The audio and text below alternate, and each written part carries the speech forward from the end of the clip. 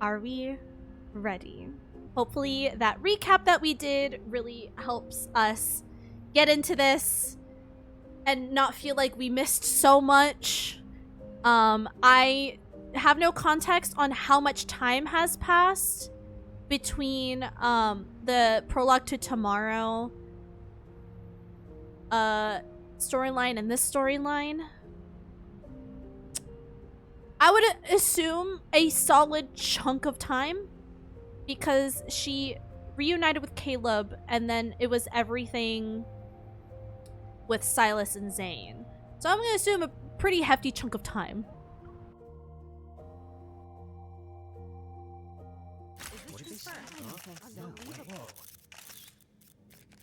At this long-awaited press conference, Val Sanatorium announced that they would temporarily stop accepting new patients.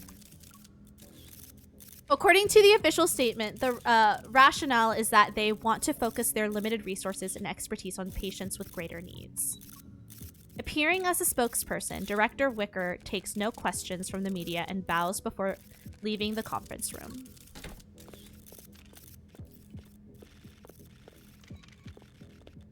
Having escaped the relentless cameras in hot pursuit, Director Wicker feels satisfied. His mission is complete and all that remains is filing his final report. As he relaxes, a curtain flickers in his periphery. A hard object is pressed against the back of his head. I ask and you answer. So long as you don't lie, I can guarantee your head will stay intact. Who is this? Is it someone from Ever? We can talk about this. Where's Benedict?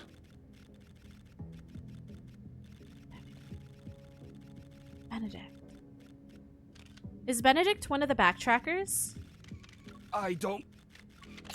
The lie that was said instinctively has barely left his lips as the sound of a laser weapon being charged resounds. Director Wicker bites the tip of his tongue. He uses the sharp pain to regain his ability to think and weigh his options. I'm not sure, but he might be on an unnamed floating island. The location? It's a moving island. No one knows its exact coordinates. A person like me knowing this much information is already an exception to the rules. Please understand. One last question. Yes. Is Stanley still alive? Who are these people? Director Wicker feels as if lightning has struck the back of his head. His entire body, even his heart, feels slightly numb. Seemingly unsure of how to answer, he mumbles incoherently as if the question itself filled him with tremendous fear. A series of muffled gunshots reverberates behind him. Director Wicker's legs give out as he falls. He clutches his head. Horrified, he stares at the reflections on the wall. The assailant who attacked him is forced to leave through the window. Their face isn't revealed, not even once. Footsteps approach. Trembling, Director Wicker turns and cries out in shock. Benedict! Oh! Director Wicker, you handled the press conference well. You lived up to my expectations. Oh! Wait! Wait! Wait! This was in Zane's portion of the previous main story. I probably should have done a recap on that. Oh my god. Yes. Benedict turns into a wanderer. We had to fight the wanderer, didn't we? I forgot about this. Goddamn. However, it looks like you can access knowledge you shouldn't otherwise have. Since you're interested in the floating island, would you like to see it yourself? Oh. At the sight of Benedict's outstretched hand, Director Wicker knows he has no choice but to accept.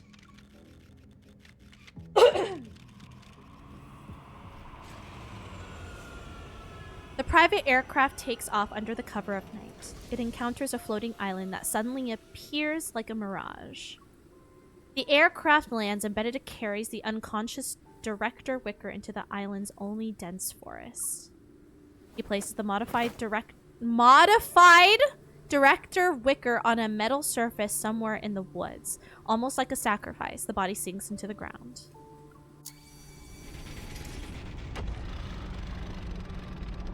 Is this ever? The platform quickly passes through the artificial constructed soil and enters a cold, metallic interior. At the end of this journey is a vast hall. Inorganic light flickers and spreads. Oh, that's pretty. How they did that. Electronic displays emitting cold lights envelop the area. Bright floors, curved walls, and soft lighting are constructed by holographic blue lines. In no more than 10 seconds, the space is fully built. Even more refined lasers interweave to form 4 or 5 human figures. This is the Fountain of Atay's latest achievement. It doesn't look impressive. A figure walks around Director Wicker, loses interest halfway, and turns to ask another hologram. Long time no see, Professor Lucius. You took so many things from my Gaia biotech, and this is all you can accomplish? Dan, please. The Fountain of Atay's core has nothing to do with your precious research center. Souls can't be shaped, and external devices are useless. Is this the same place that we see at the end of Caleb's? Is it his main story? Is this that same garden we were in? Is that like in this moving island? Because this has to be. This is Ever. This is. I mean, Lucius is the big bad, right? You're here. A new figure in the holographic space causes Lucius and the others to fall silent. They turn in unison to show their respect. They appear polite and trusting, even though he's an old man on a hospital bed. Don't pay too much attention to this test subject. It's just today's extra. Or rather, a medium. Stanley. The old man makes a beckoning gesture with his hand. The floating platform carrying Director Wicker slowly drifts toward him. Have the new wavelengths from the Deepspace signal been successfully decoded? The silence is abrupt and the holograms remain motionless. It's clear they're well versed in concealing their emotions. Finally, the old man rises from his deep contemplation. Subtle ripples appear in his otherwise emotionless voice. The recent disturbances in the Deepspace tunnel remind me of that starless night from over a decade ago. The night when the signal from Deepspace arrived on Earth. 2034. In that era when aerospace technology was advancing, humanity's ambition for deep space exploration expanded faster than the Big Bang. Institutions competed to decode it. They all wanted to be first. Yeah, that sounds about right. The literary world dramatized it. Ignorant masses worshipped it. And they even created the Deepspace Academy. Yeah, that sounds about right. But only our decrypted information is closest to the truth. Earth is about to experience a grand eradication. He slowly exhales and forcibly suppresses his elevated tone and emotions.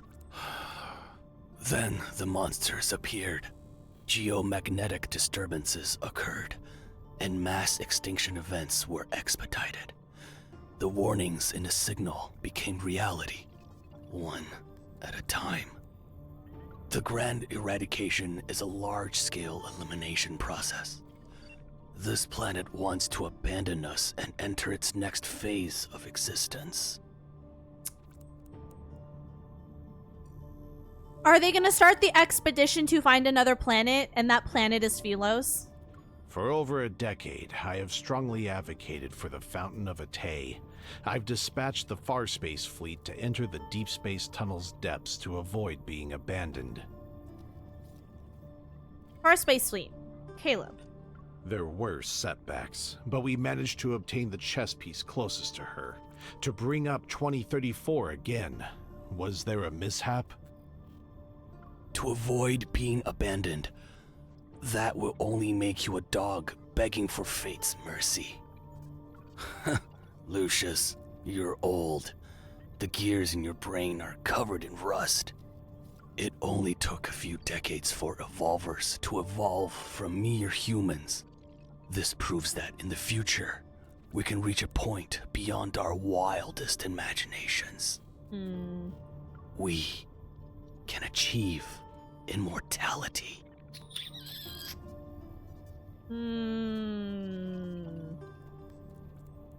Interesting.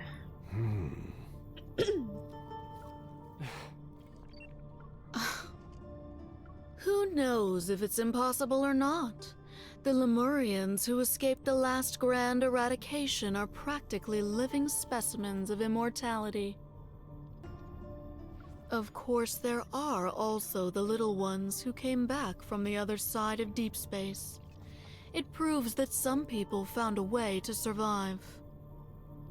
Planetary immortality only costs a few more lives, but it's still cost-effective. What do you think, Soren? Ah! Soren! This bitch! She's mentioning the little guys that came from the other side of deep space. She's talking about the backtrackers, because Soren is one of them. That came with Xavier and Jeremiah, Isaiah, and the others. Aside from the decrypted deep space signal, there's no concrete evidence that suggests Earth will face an apocalypse. As for that unkillable monster in the N109 zone, we can't confirm whether the life form is truly indestructible. Which one in the N11? Huh? So how do we determine whether our persistence in pursuing immortality is a noble endeavor or absurd paranoia? True. The deep space signal isn't an oracle or a prophecy. It's mercy from the universe's governing laws that wish to give humanity a reprieve. What we're able to decode are predetermined facts already set in stone. That evidence you want, it's already part of this world. He raises his hand. Violently fluctuating metaflux envelops the man bound on the platform.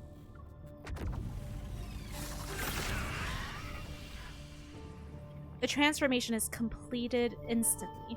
A wanderer replaces the human shell only to be killed moments later by hidden weapons. A crisp metallic chime accompanies the fresh protocore as it falls onto the platform. Protocores are one of the most powerful pieces of evidence. After the Chrono Rift catastrophe, I discovered the connection between protocore energy and her. I knew what kind of mission the universe gave me. You're talking about MC again? It always goes back to MC because she has the ether core in her heart. She's been experimented on, and she was experimented on as a kid. Her and Caleb. In case you needed that reminder of that lore. And then also a reminder, in every past life, she has sacrificed herself to Philos to power the planet because of the ether core in her heart is what can power the planet temporarily. So that's why, like, Ever is so interested in her. Using protocores to accelerate human civilization's development and allowing humanity to achieve an immortality that aligns with this process. The anomalies caused by the deep space tunnel are becoming more frequent, Protocors are always guiding us. I skipped a sentence, that's my bad. The protocord trembles and rolls into a container that extends beneath the platform. Soren makes several gestures in the air. The rhombic container activates the protocore as if it's establishing a connection with some distant space. A rift that's shorter than a finger opens in the air. It quickly closes as its energy is depleted. Recently, the frequency of spatial anomalies and magnetic field disturbances has almost reached the edge of time and space. Once a planet gets swept into that, complete disintegration will soon arrive. Did you come up with another way to deal with your former teammate? Xavier? I hope we can defeat your little prince and prove to him that our Soren is the most capable one. Again, Crown Prince. Matters involving the backtrackers aren't to be taken lightly. Do you need our assistance? I've had enough of those disgusting manipulation tactics you use on your brainwashed test subjects. I don't need any help, and I don't need anyone's approval. Oh, so are we gonna come up against Soren again during this main story? I will make Xavier fall because of the hypocrisy, arrogance, and impracticality he clings to. That outcome will be enough to prove I'm correct. Alright. In any case, they don't actually care about your personal matters.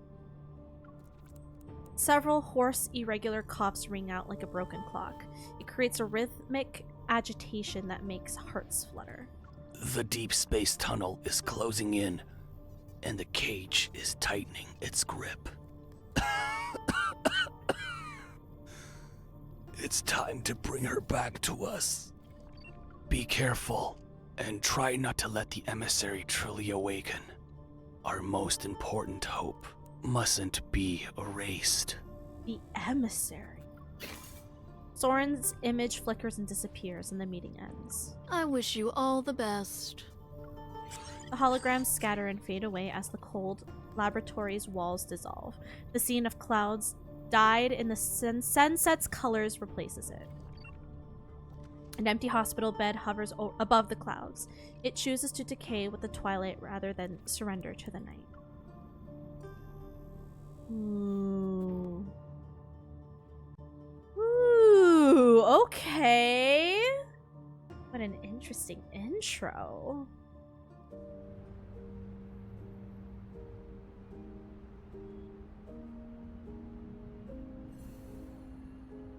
All right.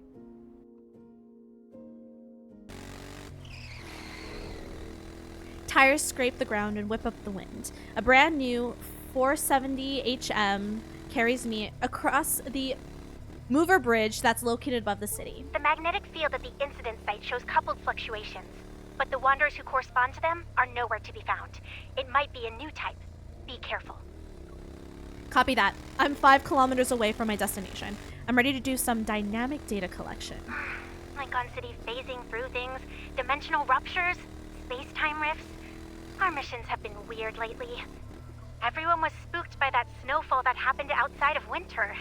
They're jumpy now. When the world is too peaceful, people tend to find their own sources of entertainment. There are 500 missions every day. You might be entertained, but I'm not. Okay. Don't be glum. I'll buy you a soda to sweeten your day when we get back. After my call with the data analysis team ends, I look at the sky near the mission site.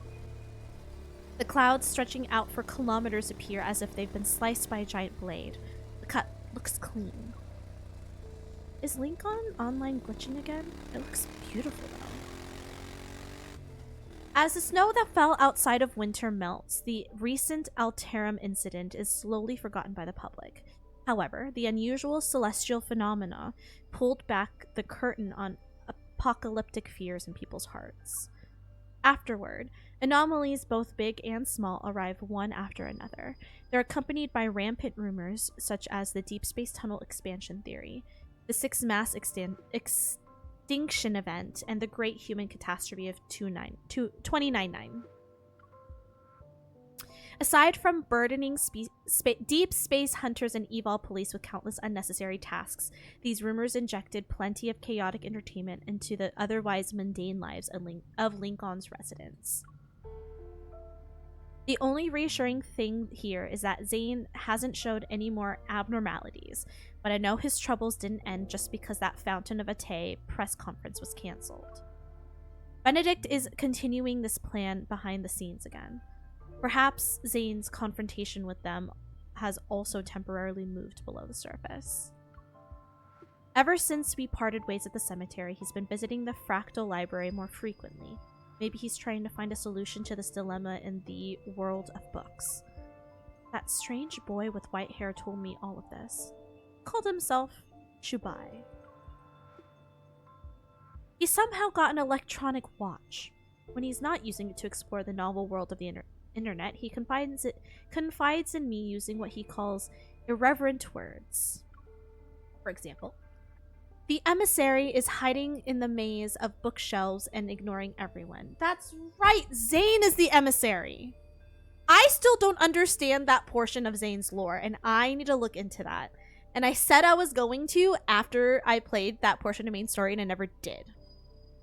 I want to understand the purpose of that library, basically. Because we played it and I just didn't get it, and I know there's reading I have to do. The emissary is hiding in the maze of... Oh, there's probably cards I have to play to understand it too, huh? It might be his myth, his basic myth, which I have. I don't know if I could play through it. I don't know if I've fully leveled it up yet. The emissary is hiding in the maze of bookshelves and ignoring everyone. The emissary is pulling all-nighters again. The emissary only orders milk tea for himself. He doesn't ask if I want anything. At least the Fractal Library can access the internet.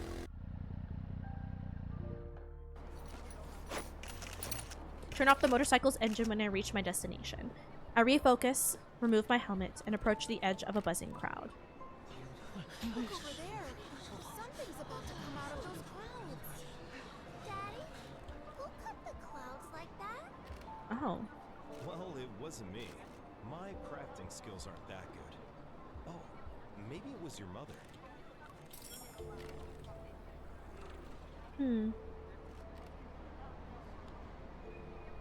On-site dynamic data collection will take 30 seconds. I'll check the records from the nearby stabilizer. Records refreshed. The fluctuation amplitude has been normal for the past 3 days. Whenever those coupled fluctuations appear, they coincide with Protocore transport vehicles passing through. This falls under normal interference. Dynamic data retrieval complete. Hold on. The results from advanced tech labs are back. There is a 0.51% chance of a wanderer appearing. Great. That's one more false alarm to our list. A lot of rare phenomena are just astronomical occurrences. We're probably paranoid. That's a good thing. False alarm is better than the actual thing. Since the data has been verified, I'll close the case. Special task force in progress. Wide range protofield anomalies detected in Lumiestus district. Immediate on-site required. Please don't block the area! The Special Task Force will confirm if this is related to highly dangerous evolvers. Deep Space hunters are on their way. Hey, don't use this as an excuse to stand on the trash can. Otto, the city inspector, will photograph and record everything.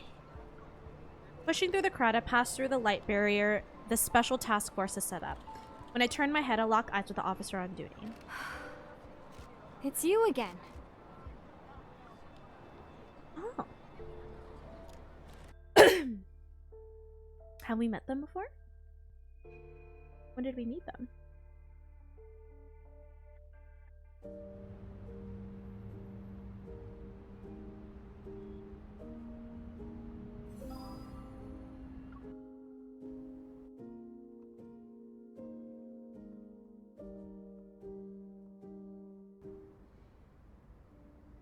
This is the 5th time we've been assigned to the same mission, right? What a coincidence. After evacuating the crowd and finishing our mission, the officer and I crack open energy drinks for each other outside a convenience store. After the last Alterum-related incident, your department and our association have been doing a long-term joint operation. We'll probably keep running into each other. They say it's to strengthen police-hunter cooperation and mutual learning. But I bet there are things they can't keep under wraps anymore. Did you hear? Someone saw a futuristic spaceship in the forest. It fell out of a space-time rift. Is it the Backtracker's spaceship? Space shift? Hello, spaceship. The case disappeared the moment it was entered into the system. Don't you think it's suspicious? Really? A futuristic spaceship? That's really sci-fi. I already dealt with 5 anomalies today. I'm going to do 2 more before grabbing a bite to eat. What about you? There's an extremely subtle disturbance behind me. It's like 2 bubbles rising from calm waters. They're followed by a trace akin to gently rippling waves that swiftly disappeared. I look at the magnetic field stabilizer. It's not sending out an alert. What's wrong? Do we have a problem on our hands? It's from No Hunt Zone number 39. There might be more to this than meets the eye. I shouldn't involve other people for now. Shake my head, and the word Xavier said not too long ago echo in my mind. Based on my observation and analysis, particularly capable evol police officers are usually drawn to bizarre cases. Oh, right. There's an update on that case we handled together. The one about the bathroom sink turning into pure gold. This time it was the toilet that transformed. A child's hand is stuck to it. Really? Don't tell me I'm about to encounter an evolver with a golden touch. I'll handle the golden toilet case. I can keep going. Good luck on your next mission. Stay safe.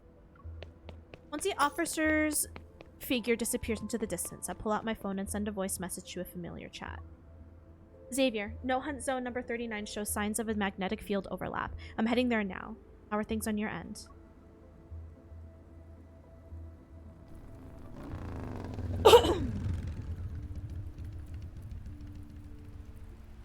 No Hunt Zone number 39 was once part of the Lumiestas district. It's where a large expanse of high-rise buildings was built along the waterfront to get a view of the river. But when the Chrono Rift catastrophe struck, the natural beauty and value that humans had assigned to it became meaningless. It's said that No Hunt Zone number 39 wasn't supposed to be irrecoverable, but at some point, wanderers began emerging endlessly from the building's overlapping shadows. It's as if a crack leading to some monster lair had opened. The energy levels in the area significantly dropped later on and remained stable, and its danger levels are far below the average for No Hunt Zones. However, no one believes No Hunt Zone number 39 can be reclaimed. Outside the parameters, I've just parked my motorcycle when Xavier starts a video call with me.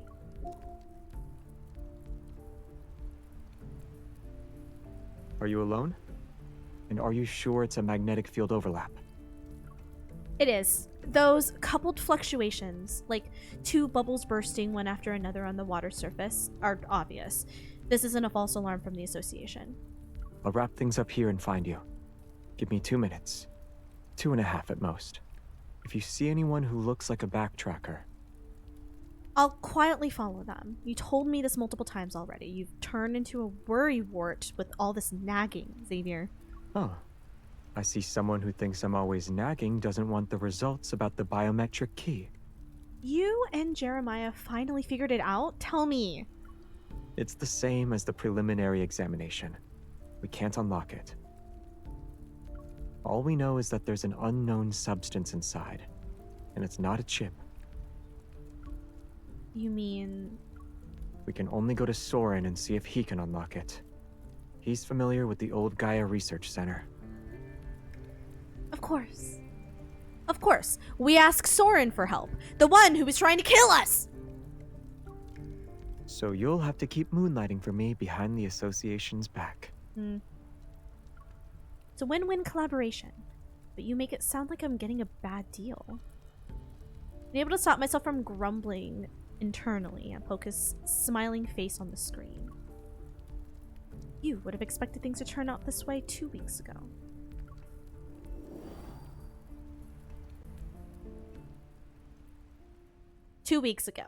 Whether it's a rupture or instances of buildings phasing in and out, they're fundamentally related to magnetic field fluctuations and must be taken seriously. I know there have been many false reports lately, which makes it easy to overlook real threats. Everyone must remain vigilant. As the briefing ends and the crowd disperses, I see a figure who shouldn't be. Xavier? He showed up voluntarily. Is the world actually ending? In a usually deserted, quiet corner of the Unicorn's building lobby, I raise my arm to block that sneaky figure's path. Fancy seeing you here, partner. We ran into each other in a corner. It must be fate. This isn't fate. I'm cornering you and skipping the small talk. Xavier, you're at the association because those abnormal magnetic fields are actually a problem, right? Yes. The issue is that the magnetic fields are abnormal.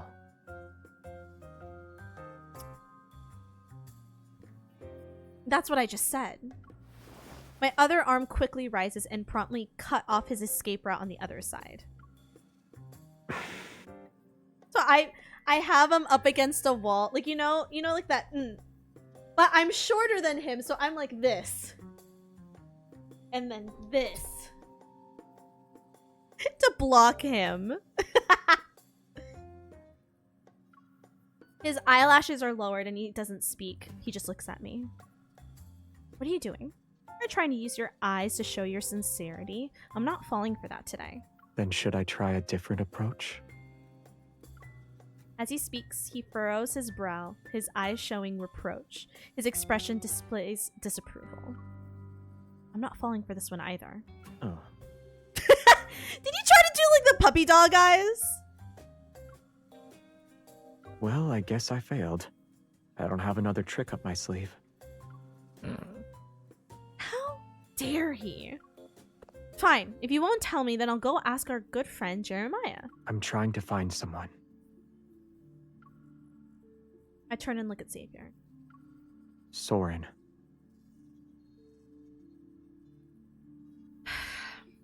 Based on what we know about him, he's most likely hiding in areas with magnetic field anomalies. And most of these anomalies may be linked to the flux nexus.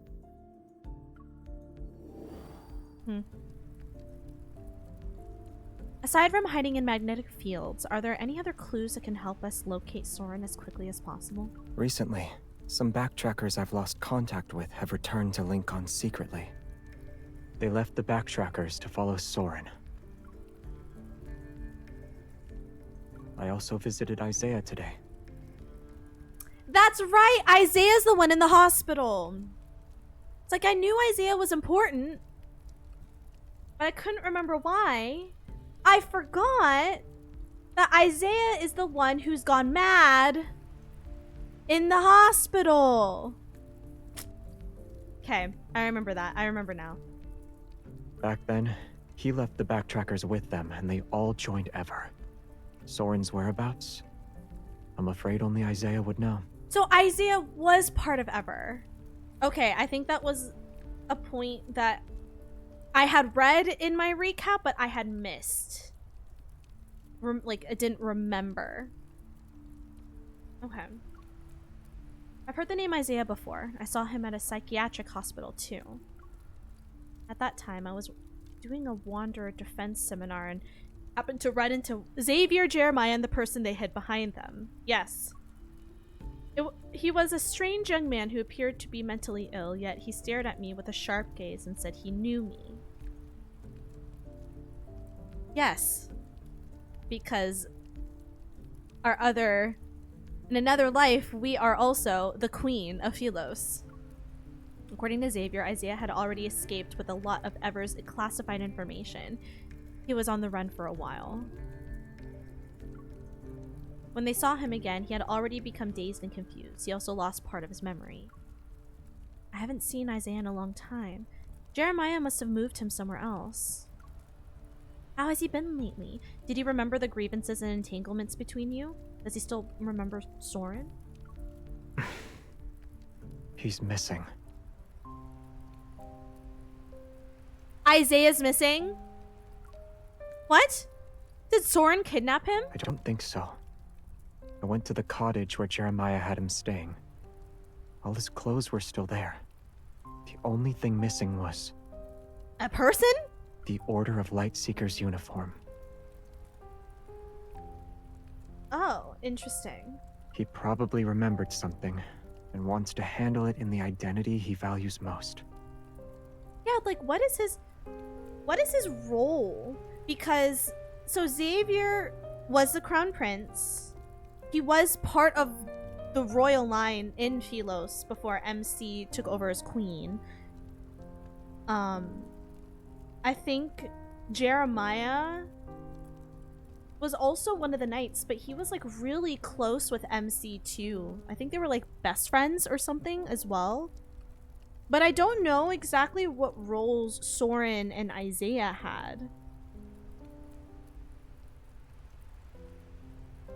Specifically.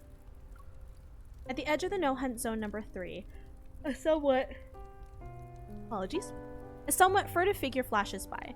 Those long robes look out of place in Lincoln City. And what's even more peculiar is, when he disappeared, did he take the Order of Lightseeker's uniform and sneakers? A pair of sneakers was missing from the shoe cabinet. They were blue. Yeah, I just found him. The Order of Lightseekers. Huh. I immediately cross the perimeter and start up the motorcycle. I chase after those blue sneakers. I see him. Hurry up. You need to be here now. Oh, this is going to be interesting because if he remembers enough to want to put on his Order of Lightseekers, his uniform from Philos, I wonder how he's going to react seeing MC's face.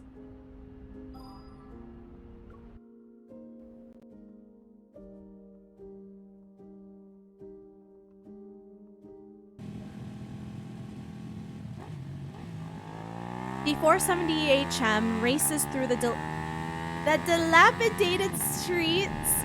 We do love how much this game likes to say my favorite word in the English dictionary.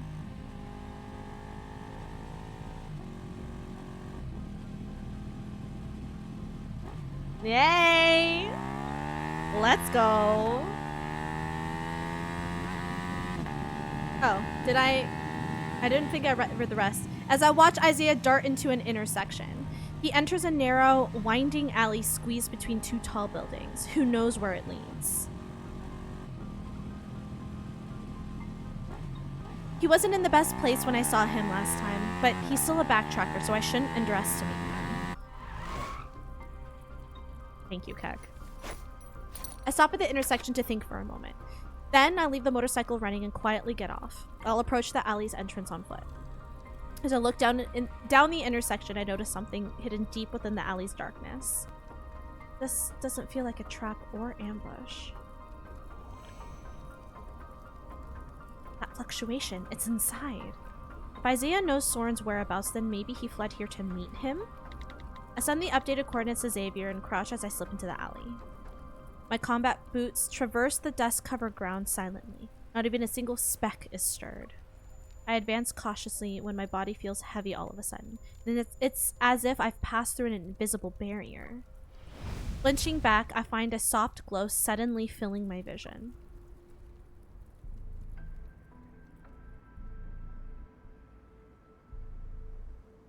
This is Philos. What's going on? The narrow alley is replaced by a spacious stone street that leads to a plaza. At its center is a massive sculpture. I step back and turn around, but I don't return to familiar surroundings. The sensation beneath my feet is so real that it's undeniable. I experienced this before in the other magnetic field overlaps I've dealt with. like the forest in the prologue chapter looked really real. The one that Xavier was dying in. In a park, a vintage stable appears out of nowhere. Stairs leading to a rooftop turn into a mural. A well materializes next to a platform. But none of those anomalies were as vivid as this. Feels like I traveled into another world. Well? How long are you going to stand there like that? That somewhat haughty voice belongs to Isaiah, who looks even more arrogant than he sounds. The well-fitted knight uniform makes him look much sharper, and if you ignore his blue sneakers, he'd probably be intimidating. Unfortunately, they're hard to ignore. You're being very rude right now. What's with that look on your face? He has a sprite, finally! Oh, we get to know what he looks like. Ooh. Okay, Isaiah. If my night boots hadn't been damaged in the previous battle, I wouldn't need to dress in such a ridiculous manner. Jeremiah, the despicable scoundrel. He only gave me everyday shoes. Well, they're comfortable, aren't they? I can fix him, Keck. Maybe we can fix him together. Don't tell Xavier. Wow, he definitely has grievances. Seeing that I'm not reacting to his complaints, Isaiah probably feels like he's talking to himself. Gritting his teeth, his expression shifts. He raises his chin to address me with renewed dignity.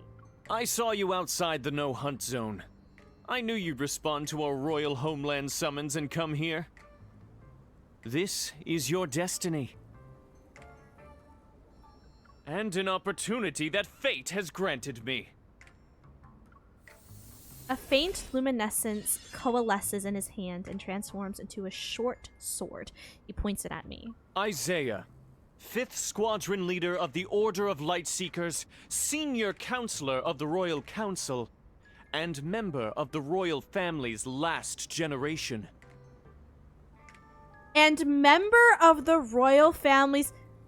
Wait. Little brother?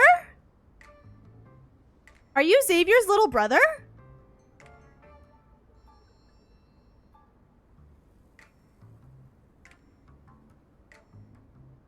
So he's a prince. But Xavier was the crown prince, which usually means he's the eldest son. Is Isaiah little brother? Formally challenges you to an honorable duel. See, either that means he is part of the royal family related to Caleb. Not Caleb, sorry, Xavier. Or because MC becomes queen, he's related to MC. But the way he looks is giving me he's related to Xavier. I feel like I feel little brother or cousin, maybe something.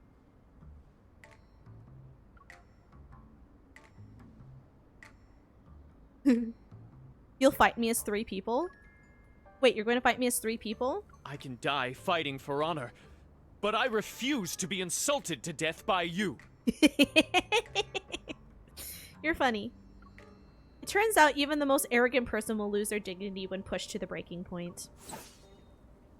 Isaiah doesn't wait for my response. As soon as he finishes shouting, he charges at me like an elegant yet furious goose.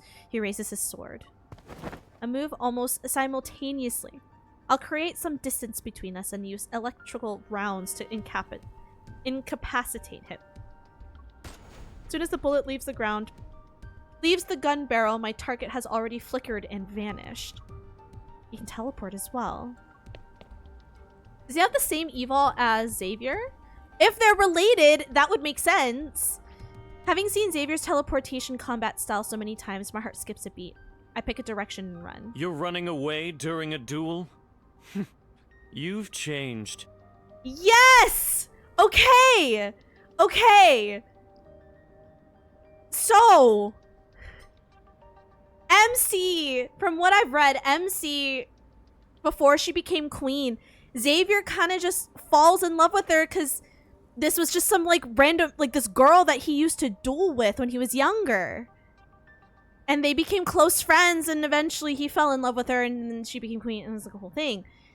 So Isaiah also pointing out like you've changed, it's kind of giving like Queen MC was really good with a sword. Hey yo, but like actually. I look back, Isaiah is now standing where I had been, his sword slicing air. He looks in the direction I fled to, and his figure flickers and vanishes once again. Enemies who can teleport are so annoying. Xavier's weakness. What was it again? Before I can figure it out, a light flashes. Isaiah teleports to be just a few steps away from me. Ah, that's right. Distance! Even if they both use the light evil, he's still not Xavier. Only those whose evil is as strong as Xavier's can teleport everywhere. Judging by Isaiah's evil, 10 meters is his limit. A strategy gradually takes shape in my mind, and I sprint at full speed toward the plaza. The traps I drop along the way occasionally work. They electrocute Isaiah until he flickers like a malfunctioning street light. When I reach the base of a giant sculpture, I prepare to welcome a furious Isaiah into my trap, but he actually stops in his tracks. Out of all the places you could have chosen, do you know what it means to duel here? No! Following his arm, I examine the somewhat distinct statue behind me. The magnetic field isn't stable enough. The sculpture's upper half is lost in a shapeless void, and the lower half isn't exactly solid. Looks like a sword. Whether it's intentional or not, you've chosen to let this duel continue with the holy sword of the goddess as your witness. Isaiah flourishes his blade. Then he holds it upright in a formal stance. I shall treat this more earnestly and give it my all. Okay. Why did he suddenly get so serious? You're not going to say anything? I know what you're planning. You want to provoke me so that I'll lose my composure. Then you'll exploit an opening. Let's see if you can still predict my sword techniques. Meeting his calm gaze, I have a bad feeling about this. Blade strikes, each faster than the last, move closer step by step. When my heels hit the hard base of the sculpture, I realize I have nowhere to run. Clang! This is Xavier. Good!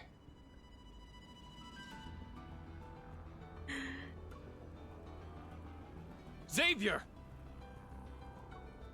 Before the light fades, Isaiah is already calling out the name of the person before him through gritted teeth. Wait! Okay, I literally just remembered something. And I had the screenshot. So this.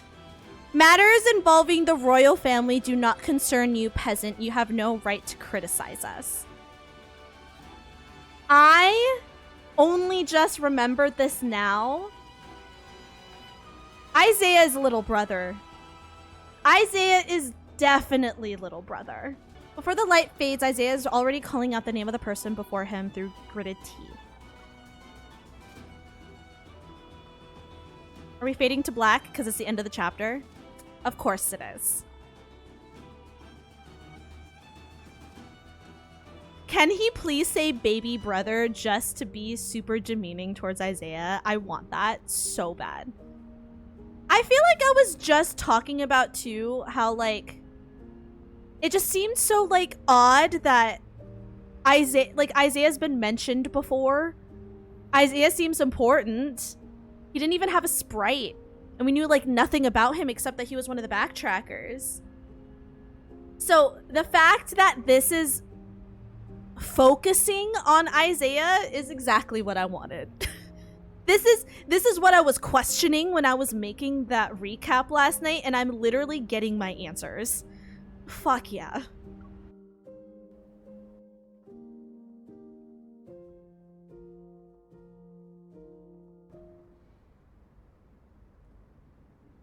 Drawing your sword against an unarmed opponent. Is this your idea of chivalry? What do you mean? She has a gun! kind of look like brothers, though. I'm not gonna lie. Xavier looks at me and the gun in my hand. His expression remains the same. It's wrong if one party in a duel doesn't wield a sword. For the sake of your knight uniform, I acknowledge your sincerity for this duel. The familiar light blade in his hand gathers light as he gently pushes me back with his sword arm. The blade cuts the air as it's pointed directly at his opponent. She doesn't have a sword, but I do. A brother's duel? Do you think I'm stupid? I didn't win against you last time, so I won't. Similar to how Isaiah didn't give me the option to refuse, Xavier doesn't wait. Damn! In a flash of light, two blades, one long, one short, clash. At first, I admire the intensity of their battle and the excellence of their swordsmanship. But when the flashing lights, bright and dim, become so dazzling that I can no longer make out the fight's progress. I didn't read that right. We're gonna move on. Finally, a cry of pain cuts through this thorough display of light pollution. Ah! Whether bright or dim, all the lights have now fallen silent. Isaiah rolls across the smooth stone pavement until he comes to a stop in front of me. All the honor you wagered now belongs to her. On what grounds? On the grounds that you lost. Fine. It's pointless for me to take it anyway.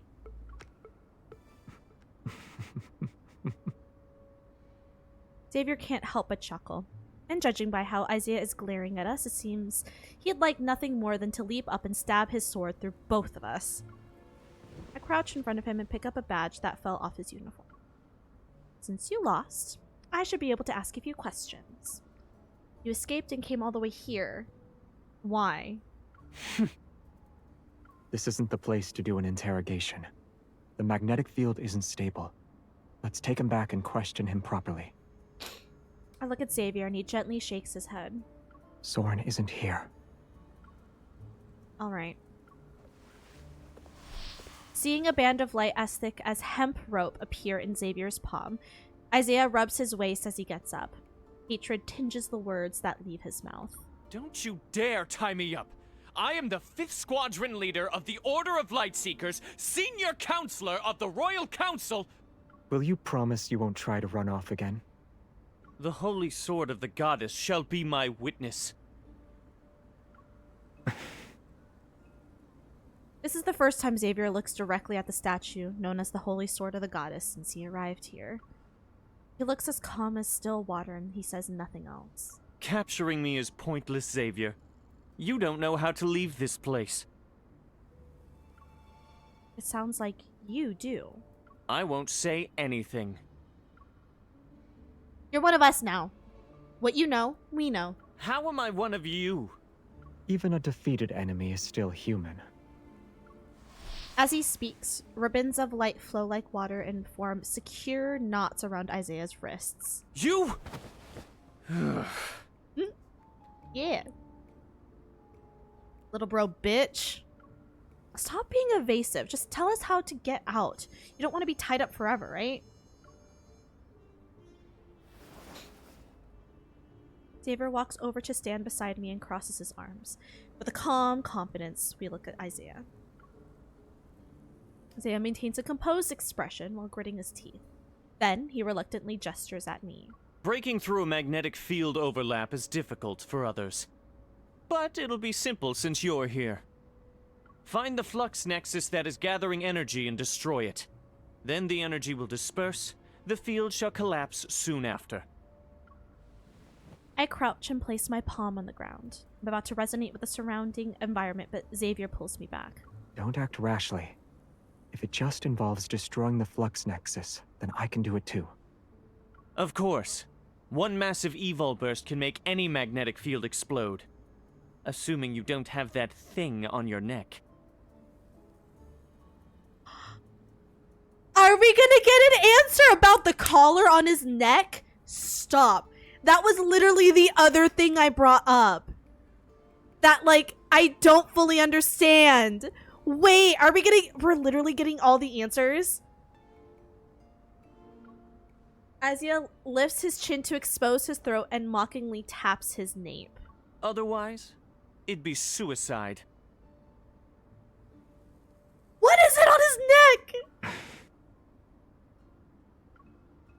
Let me do it. I pat the back of Xavier's hand. Then I close my eyes and activate my eval to search for the flux nexus in the magnetic field. Going to where the energy converges, I discover that the flux nexus isn't very strong. I use the resonance eval to destroy it. Explosion! Oops. The swirling, abnormally concentrated energy disperses like lambs releasing from a pan.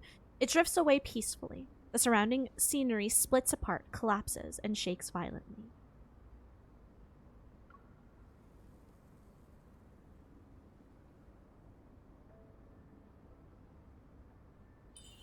Taking one last look at the blurry visage of the holy sword of the goddess, I suppress the strange feeling welling up in my heart and grasp Xavier's outstretched hand. This is definitely not going to be the first time we're going to find ourselves in Philos. I just know it. The 478 gem speeds away, and the commotion fades with the receding dust clouds. This part of the urban ruins returns to its lifeless state once more. It's past midnight. Thick fog rises among the towering buildings, and it silently creeps up their exterior walls to engulf them. 3 hooded figures walk into the fog and stir eerie ripples in their wake. We can't get in now without an anchor point. No, more backtrackers! Wait, how many of them were there? I didn't expect her and Xavier to charge in. It's all because of Isaiah. When he goes crazy, he's not afraid of anything. How many were... do we know how many there were? Did she see the holy sword of the goddess? Do you think she'll remember us? And Philos? The backtracker acting as their leader crouches down, and her palm hovers over the ground. The chaotic traces are washed away as if they were cleansed by water. The cracked road beneath seems corrupted like code that's glitched out. A small section transforms into a weathered, heavy slab made of pure white stone. Soren didn't lie to us. It's real this time. He actually did it. Now, waiting is our best offense. But Soren specifically asked us to work with Ever's cleaners to intercept and eliminate Xavier and the others. Does that also include Her Majesty and Jeremiah? They shouldn't be able to stop Soren's plan anymore. Is this really necessary? The backtracker falls silent. She presses her hand against the stone slab to slowly, reluctantly caress it. Soren isn't a qualified leader. It's up to you if you want to follow his orders. Regardless of whether his heart is consumed by hatred or blinded by madness, what he's doing hasn't betrayed the backtracker's original goal. Until the outcome is decided, I will never give up. This is my responsibility as a backtracker. It also involves my honor as a person. Okay. Interesting. An unknown path ahead and giving it our all. If we're still hesitating at this point, we'd be too weak. If everyone could always be like Xavier, the backtrackers wouldn't have split up or ended up like us. The faint sound of a bell drifts from the fog's depths. The 3 almost simultaneously look into the distance. Classical buildings of varying heights cast shadows that flicker in and out of view. They vanish as quickly as they appear, while thick fog surges with hidden currents. Someone waits in restless anticipation for the final reckoning to arrive. Ooh, okay. Okay, so I think I underestimated how many backtrackers they were. Because even though Xavier was the one who kind of orchestrated it and led them and whatnot, it seemed so many of them did turn into wanderers. And we do see that in main story. Early main story. Some of them have decided to partner with Ever. Soren being one of them. It seems like the group that we just saw, I feel like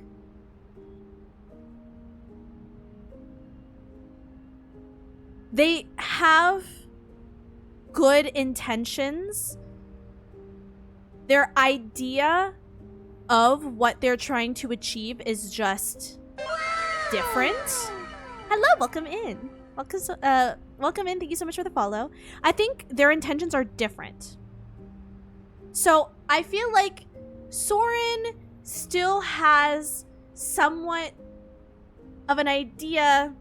His intentions are still somewhat of the original, what the Backtrackers' mission was to go back in time and find a way so that Earth can be habitable again. Habitable because Philos was dying. Well, technically already had a dead core. So that, you know, MCs didn't have to keep sacrificing herself. And they would have some sort of a stable civilization again.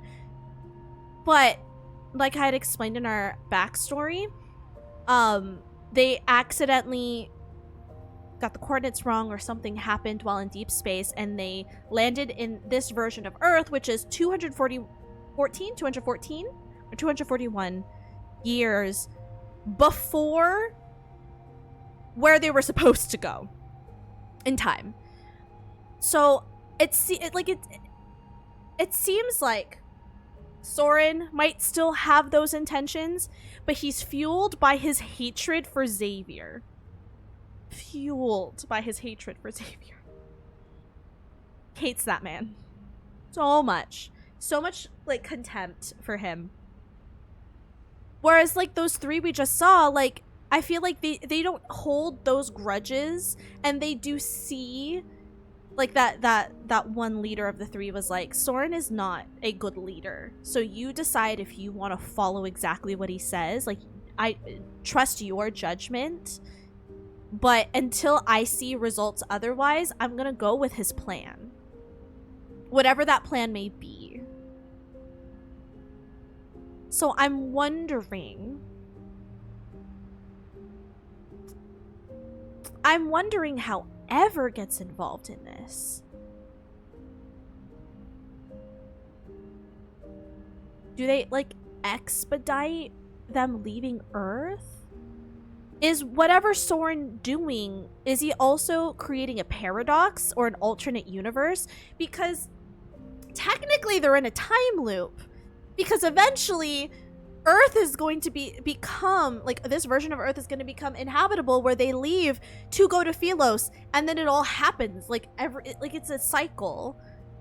So originally, like, Xavier and Jeremiah, and they do say this in main story, they do, like, talk about, like, the do not interfere method, which is, like, you know, like the typical, like, time travel stories. Like, the moment you change something drastically when you go back in time, it creates an alternate universe.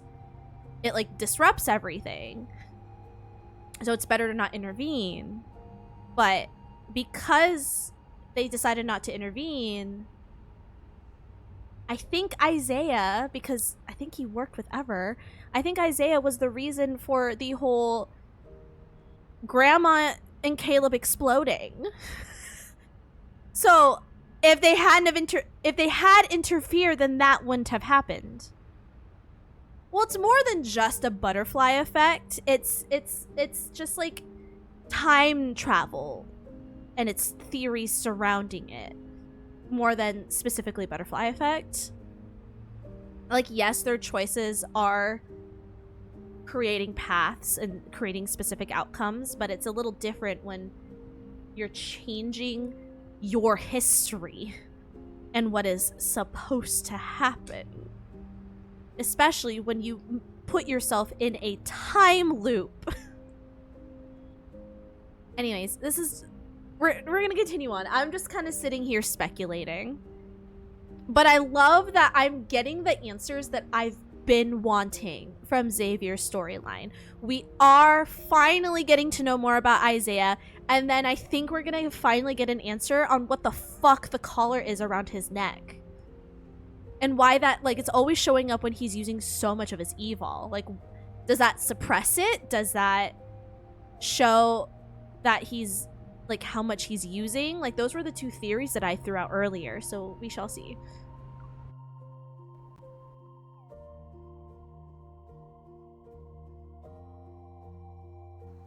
Well, he did say if he uses too much, it'll kill him.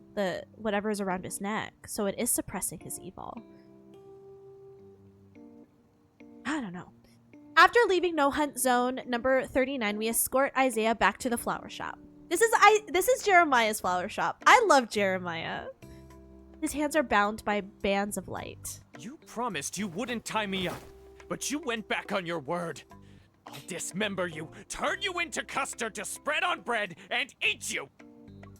Okay. You don't like custard. Literally, little bro, big bro energy. By the way, Paul Wall, I forgot to say hi. Hello, welcome in. Hope you're having a great time zone. I was like in mid-thought. I'm so sorry. I had to like say my thought before I could like move on. I was on a theory roll there, you know? They said they wouldn't tie you up. But did I say that? I'm pretty sure I didn't. I love Jeremiah so much. But yes, welcome in. Are you a fan of Love and Deep Space? Now in Jeremiah's territory, he grabs Isaiah in one fluid motion and throws him into the chair. Then he pulls out plastic zip ties to secure him to its back. Seeing the lucky bamboo nearby wrapped up, Isaiah kicks his leg in a panic. A bucket of herbaceous peonies, grade A with a black label, falls over. The flowers lie scattered on the floor. It looks like Jeremiah has reached his limit. Can I knock him out?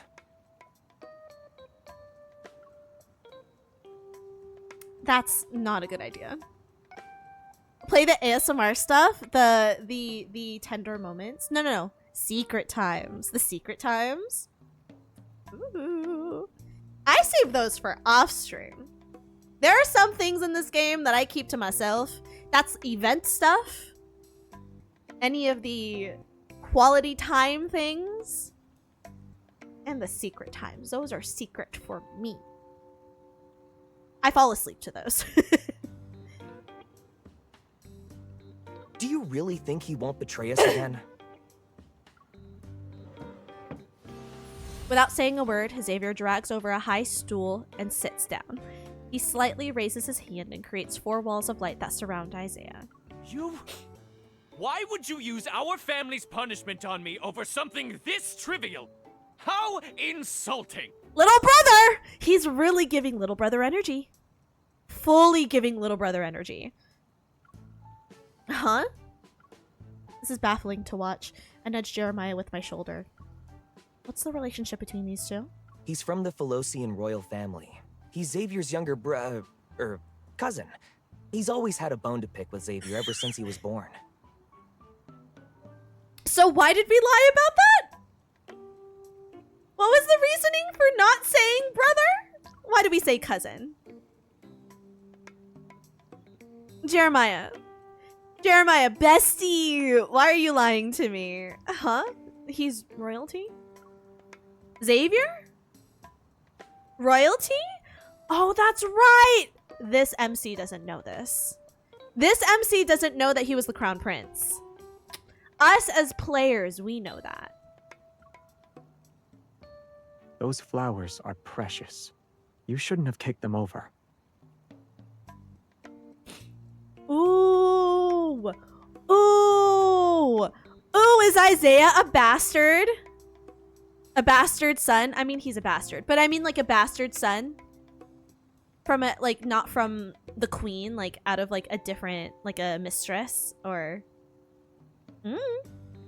I'll let you go after you answer a few questions. Isaiah silently glares at us. He settled for a non-violent, non-cooperative state. The standoff lasts for a second. Then Xavier and I look at each other. The corner of his mouth twitches to signal for me to go, but I quirk an eyebrow to signal for him to go. 3 seconds pass. Xavier's gaze shifts slightly. He gets up, moves me to the high stool with my back turned away, places his hand on my shoulders, and whispers. We have to quickly get useful information out of him. You're the only one who can do it. Jeremiah gets into arguments with him, and we're hostile towards each other. He won't cooperate. We're hostile towards each other. So you guys are brothers. After that unfriendly encounter in the magnetic field overlap, he probably won't be willing to cooperate with me either. A soft laugh reaches my ears. Xavier gently touches my earlobe. Don't underestimate how much you mean to him.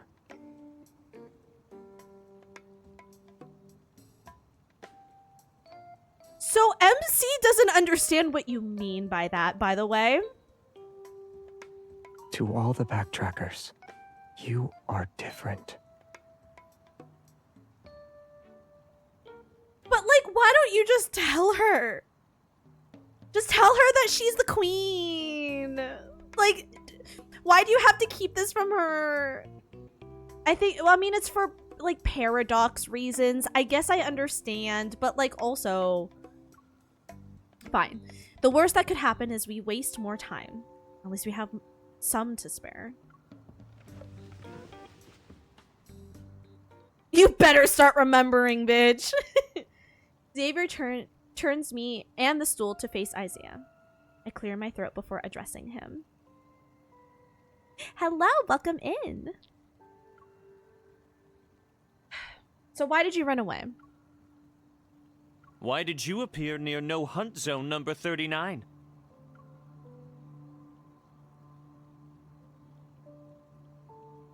I sense a magnetic field anomaly.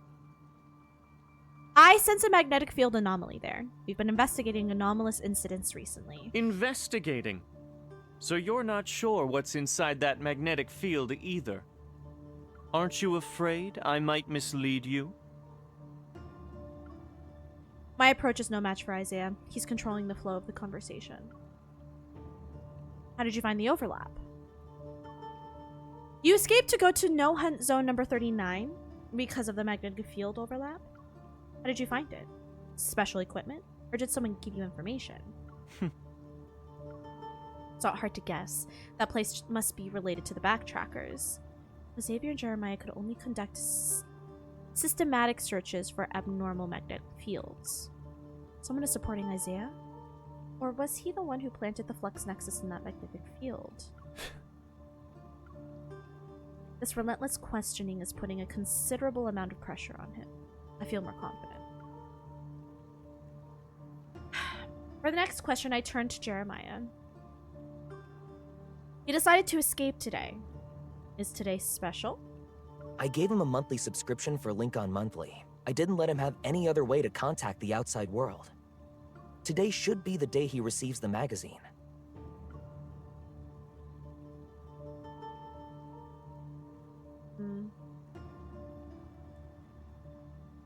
It's anomalous incidents. In other words, you only learned about the anomalous incidents in Lincoln City today. We can assume that you were aware of the magnetic field overlap in No Hunt Zone number 39. Based on the reports in the newspaper, you knew that certain things had already begun. You've made your assumptions. Why are you still questioning me? I still need answers. Isaiah looks at me listlessly, his stubborn defiance gradually fading away. No Hunt Zone number 39 was one of the locations Soren selected. It was the closest, so I just decided to confirm it. I never thought. Everyone underestimated Soren. Not me. I always knew he wasn't someone you could mess with. I didn't doubt him either. Fine, I'm the only one who was blind to the obvious. Are you even listening to me? I adore Isaiah as a character. This is fun. This is fun for me. Xavier and I promptly restrain Jeremiah, and Xavier puts on a serious expression. He signals for Isaiah to continue. During our backtracking, we theorized many potential solutions to Philo's crisis. One was planet transplantation. You saw the state of the magnetic field overlap? Don't tell me you didn't realize it was one of the methods for achieving planet transplantation. Planet transplantation? To make Earth Philos? Is that like to transplant? So literally turn Earth into Philos? Is that Soren's plan? All the methods we discussed exist only in theory. They're impossible to implement. Then how do you explain what we saw inside the magnetic field? If this was just an abnormal magnetic field caused by spatial fractures or displacement, it should have been empty inside. True, and we did see this first when we first saw Soren. So it makes sense that it's coming, this sort of technology, I guess, is coming back. Because that was part of Soren's plan all along. He's not wrong. What about those buildings we saw? Those are clearly the products of civilization. Inside No Hunt Zone number 39 was Philos. I mean, I knew this. MC didn't.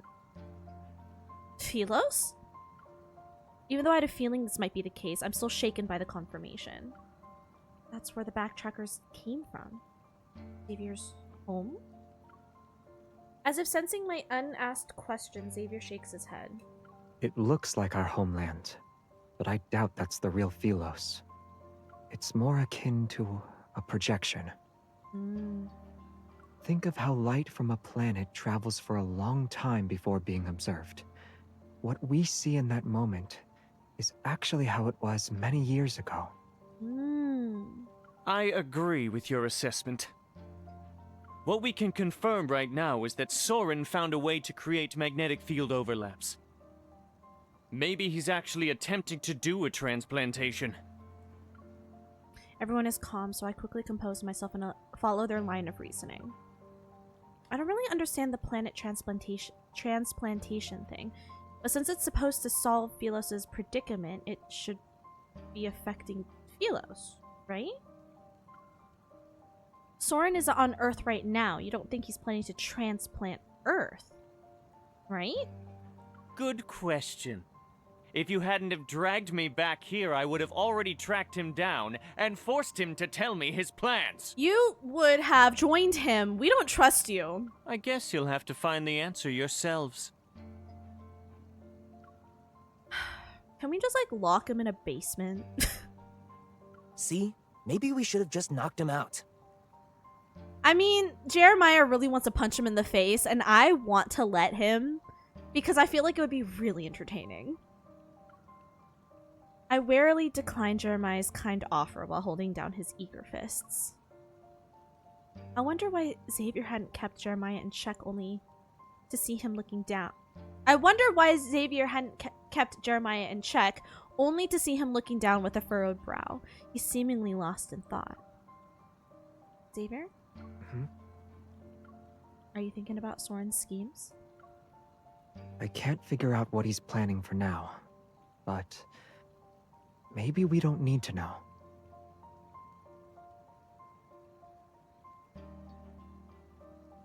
Or we don't need to know now? What do you mean we don't need to know? We definitely need to know. If we obsess over trying to predict his moves, we'll be easily led around by the nose. I guess that's fair. We don't need to know everything. As long as we can identify a general pattern and strike the vital point, we can still achieve our goal. Okay. You know what? You're right. That is fair. That is fair thinking. Okay. And Soren is clearly the vital point in all of his plans. Well, yes. How do we convince him to give up once we find him? We don't have to. Xavier blinks. At worst, we can follow Jeremiah's advice and knock him out to control the situation.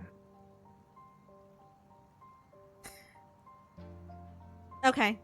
Jeremiah, would you like the job? Would you like to do the honors? I guess knocking people out is a tradition passed down between backtrackers. Xavier nods in a slightly bashful manner. It's as if someone just praised him. I'm speechless. Meanwhile, Xavier raises his finger. The light walls and bands of light around Isaiah's wrists scatter into specks of starlight before dissipating. Aside from no hunt zone number 39, what are the other locations Soren selected? Are you planning to search through them one by one? I advise you to reconsider. When you were captured by Ever, Soren also participated in modifying your suppressor. The rest of us will have better odds against him.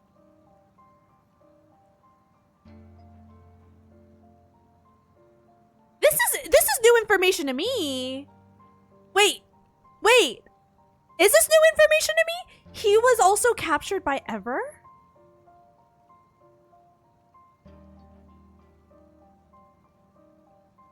And it is a suppressor. Okay, so we have that answer as well. But Soren is a little bitch, and he specifically did something to Xavier's suppressor. Interesting. Does the collar have Ever's logo? I don't remember this. Does it have Ever's logo?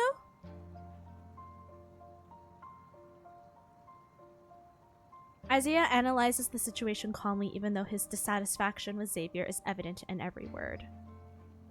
The magnetic field overlap is Soren's all-or-nothing gamble.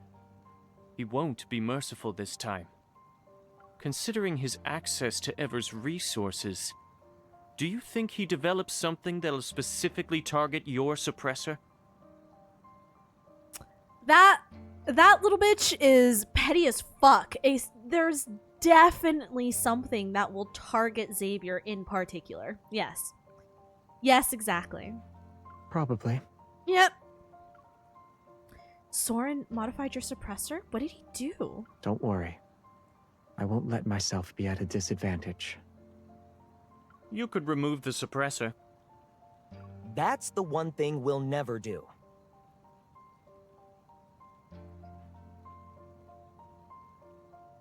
Wait, why not?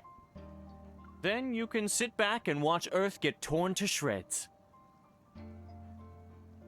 Wait, now I feel like I have more questions. Wait, what does the suppressor actually do? Why is Jeremiah so adamant on not taking it off? Wouldn't you want to take it off? Isaiah let out a cold snort, his expression a mix of detached indifference and simmering anxiety. Maybe the collar will try to kill him? Or maybe it has to do with... I don't know what else it could be. Maybe if Xavier uses too much evil, he might die? Maybe? So the suppressor works like that, however, his suppressor is extra fucked up because of Soren? That very anxiety stirred a faint unease in me as well. Are the problems Soren caused really that bad? Isaiah tends to be a little dramatic when he speaks. I need to find a chance to ask Xavier about his suppressor privately. Everyone's exhausted. Let's get some rest. Soren is human too. Even when he's up to no good, he still needs to sleep. Alright, I'll take care of this guy. We can discuss how to sort out his situation tomorrow. Jeremiah gets up to see us off and uses it as an opportunity to sneakily kick Isaiah. But he dodges. Xavier and I pretend not to notice. We keep our gazes focused on what's ahead as we leave. I love that so much. Like, literally, little brother energy from Isaiah.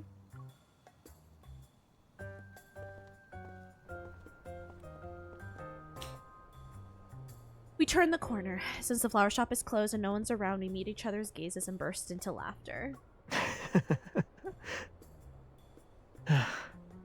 They're probably fighting right now. Let's bring them some ointment tomorrow.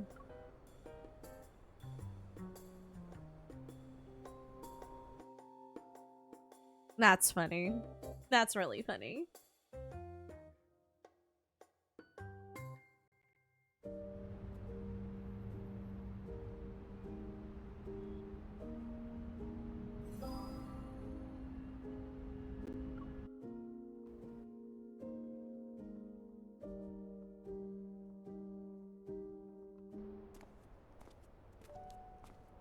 $10 p.m. isn't exactly late for Lincoln City. Usually, the warm glow from small stalls would light up the pedestrian zone. Their gentle yet inviting radiance can create a welcoming pathway for visitors. As Xavier and I walk down the somewhat empty street, I feel a sense of desolation. I can't smell any fried rice or grilled sausage. Lots of anomalies are appearing. People joke about wanting the apocalypse to hurry up, but deep down, they're worried. The convenience store should still be open. Do you want to go there? I'm not hungry. Narrow my eyes and grab his shirt by the shoulder. You've been acting strange ever since we finished interrogating Isaiah. And now you're saying you're not hungry? I'm actually not hungry. Unless there's a serious problem, you'd say, okay, and eat something even if you weren't hungry. True. I'm thinking about a problem. What? I'm thinking about... The silence around us makes Xavier's pause as he struggles to respond. All the more obvious. Under my increasingly insistent stare, a finger is pressed against my forehead. It gently pushes me back. I'm thinking about how accurately you pinpointed Isaiah's weaknesses. You've never met him before, but you knew how to deal with him. Did you just wing it? Xavier's being sly again. He's using the way I interrogated Isaiah to avoid my questions. Xavier smiles innocently, but his eyes reveal a hint of mischief. I get it. Your brain is overloaded from processing too much information. So it wants to use me as a distraction to relax for a bit. If you want to relax, I have plenty of ways to help with that. No thanks. Knocking me out doesn't count as relaxing. I cross my hands above my head to block the palm that's moving above me. Do you think I only use violence to solve my problems? Yes. I never really thought about it that way before. But after Isaiah appeared, this impression has become more obvious. It's not my fault. Taking advantage of my relaxed state, Xavier breaks through my defenses and vigorously rubs my head with a considerable amount of force. Before I can even protest, his fingers press down on several pressure points.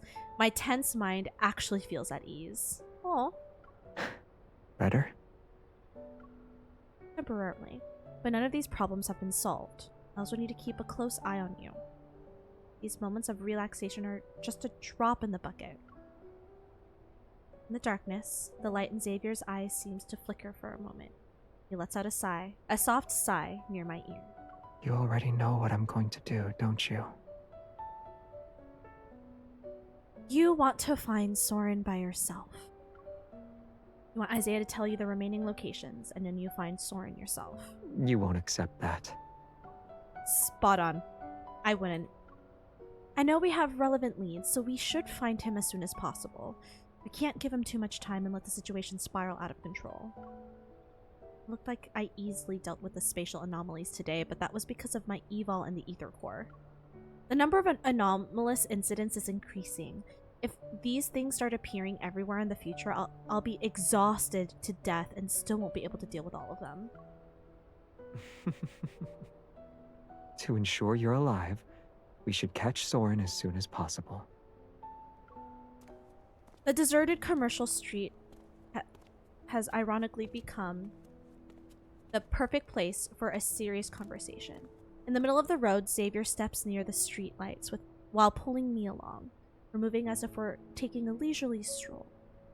I want to find Soren by myself, but I don't want to stop him immediately. Isaiah is right. We don't know what or how much he created with Ever's resources. True. He definitely prepared a few things that target me specifically. Isaiah wasn't being paranoid. If Soren completes the planet transplantation, the stalls, markets, and life as we know it will cease to exist. That can't happen. And if Philos were to return that way, it may not be the one we're hoping for. Feeling somewhat melancholic, I nod. You know, the strategy he has is more or less foolproof. You're not the only one who can do this. Compared to me, is there anyone who's more likely to escape unscathed from this reconnaissance mission? Jeremiah? Isaiah? I mean, maybe Jeremiah. I don't know how he fights. All things considered, neither of them are as suitable as I am. Okay, arrogance. Okay, confidence. If I ignore what Xavier's actually saying, his nonchalant tone would make me think he's discussing something as trivial as having more hair than anyone else. The problem is that your chances of escaping unscathed are greatly reduced, all because of that thing. Sensing my gaze on his neck, Xavier lowers his chin slightly, and his expression becomes somewhat complex. Then we'll think of a way to get rid of it. Thinking about... Aside from finding Soren, you were also thinking about how to remove the suppressor, right? Xavier's about to answer, but after he glances at me, he stops walking and his eyes narrow. You sound eager. I'm coming with you. For what? Those two things. Removing the suppressor can't be easy. Something like that is comparable to undergoing major surgery. You need family or friends there to support you. And if we do gather intel afterwards, you might be able to launch a surprise attack and subdue Soren. I need to work with you to fight our way out. Compared to Xavier's strategy, mine is a little more idealistic. But I already made up my mind. If he doesn't listen to reason, I'll monitor his every move 24/7 without taking a break. Do I need a reason to stick with my partner through everything? Hear the sound of a message notification. Xavier checks it, then he puts his device away and looks up. Let's move. Where are we going? We need to do things that require family to be present from start to finish. What do you mean by that? What does that mean? Oh, under the streetlight, two shadows suddenly intertwine and overlap. After a burst of brilliant light, the street is deserted. Oh, that's right. Teleportation.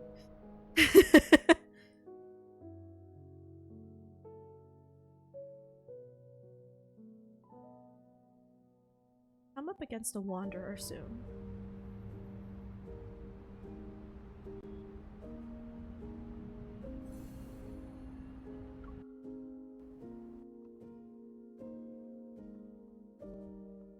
Wait, where are we going? At midnight, a building located in a commercial area still has its upper floor lights on. It's a normal occurrence. The well-dressed man finishes reading the documents in his hand. After confirming their accuracy, he feeds them into the paper shredder. In an age of paperless offices, he's one of the few who still prefers to work with physical documents. For certain intel exchanges, his tendency has become his signature style and calling card. For this tendency, the rough texture beneath his fingers gives him a greater sense of accomplishment. Text that's stored electronically makes him feel hollow. Cheap, inefficient intel is unworthy of the paper it could be printed on. Maybe the Nest should change its business strategy. Nightingales seem to be more suited for gathering intel compared to ants. Ooh. The Nest. Okay. As he waits for the shredder to go through the thick stack of documents, he brainstorms ideas for how to improve his business. A handmade business card turns in his hands, and light flows across the name Randall. It's rather ordinary. Randall. There aren't many moles left in the N109 zone. Wasting them on Ever's scraps isn't worth it. I should save them for something worthwhile. Randall.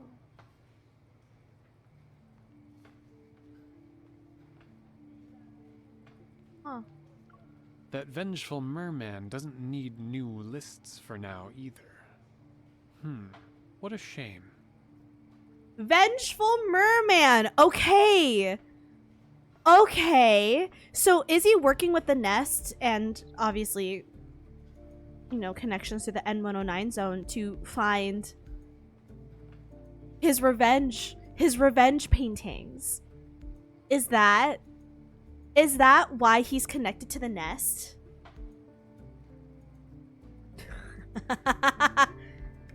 Okay. Okay, Petty King. The Oak Elder behind Biosun Pharmaceuticals isn't easy to fool. This business, I need to carefully consider its next move. That vengeful merman. A flash of light appears outside the floor-to-ceiling windows and quickly fades. Randall pauses for a moment. Then he looks at the clock. The hour hand hasn't reached 12 yet. Even in the fairy tales, he should be safe at this time. If the magic hasn't failed, then trouble is knocking on the door. Two figures appear on the observation deck outside. One of them pushes open the glass door and walks in without any hesitation. He speaks as if he's here to collect rent. I heard you have intel on Ever modifying my suppressor. Xavier, you know how to contact me. Is it really necessary to show up at my door in the middle of the night? Also, if you're going to show up at this hour, you should have used your evil to wrap yourself in light before letting the particles slowly disperse. It would have been more fairy tale-like. If you're gonna show up at my door, at least make it seem pretty. At least make a show of it. I don't read fairy tales. What a waste of evil. Oh, miss. You're here together. Have we met? I've seen you at the Nest. Or rather, I saw you, but you didn't see me. I catch the business card he tosses my way and study it for a bit. I soon spot a small line of text under several cute mushroom illustrations. The Nest. Randall. So you were the one who designated me as prey for hunting day. You're giving me too much credit. My relationship with the Nest is about as intimate as a pair of exes. Whoa. Nothing is unusual about his expression. I'm about to drop the subject when I hear Xavier speak. The Nest doesn't have an owner, but whoever serves as its face gets shifted around. It's his turn for now. That's confidential information. You say it like it's not a surprise. Oh. A light blade is pressed against Randall's chest. Xavier is already behind his office chair. I unhurriedly reload my hunter firearm, disengage the safety, and point the barrel at Randall. Since you're a data broker, you should recognize the bullets I loaded. This is unnecessary. I'm not being uncooperative. That's enough nonsense for today. The files. Under my gun barrel and Xavier's blade, Randall wears a wry smile, yet he shows little to no fear. He inputs a series of passwords on the table and scans both of his palm prints. A hidden compartment slides out. Xavier uses his sword to pick up one of the papers. He glances at it before quickly setting it down. That's it? This is all I can get. The Gaia Biotechnology Research Center isn't a haphazard operation. It's not the same institute as before. Xavier nods at me from across the table. I understand what he's implying. Then I put my gun in its holster and retreat to the floor-to-ceiling window.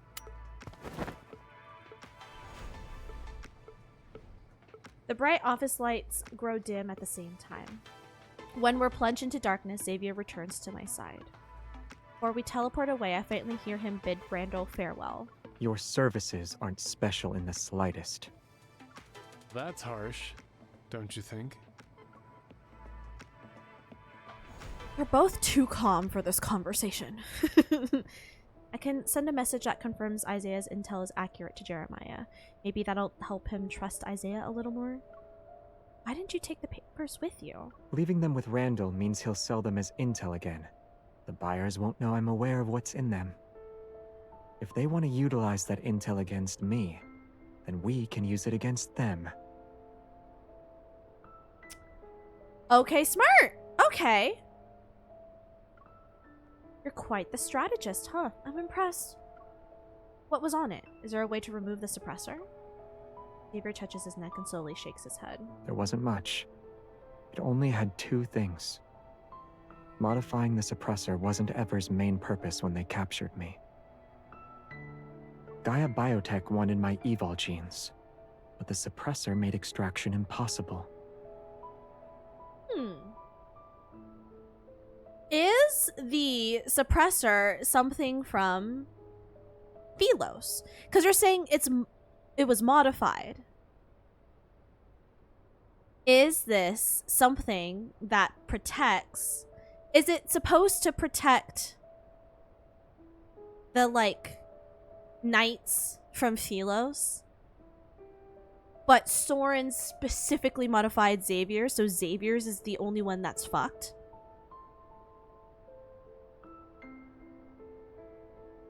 So they made a last-minute request to Soren. They asked him to modify the suppressor. The second part said that Soren's modification was successful. He strengthened the suppressor's restrictive effect. The evil I can use is more limited now. That bastard. Which is crazy, because his evil is still very powerful. So, like, given what we've seen him do, and now knowing that that is suppressed, that is the evil he can use while being suppressed, I can't imagine how powerful this man is if he wasn't limited using his evil. Where exactly did your suppressor come from, and why was Soren able to modify it? This question has been weighing on my mind for so long. Now is an appropriate moment to ask. Thought there was another extraordinary, complex, and troubling story behind the suppressor, but I never expected. My family made it for me.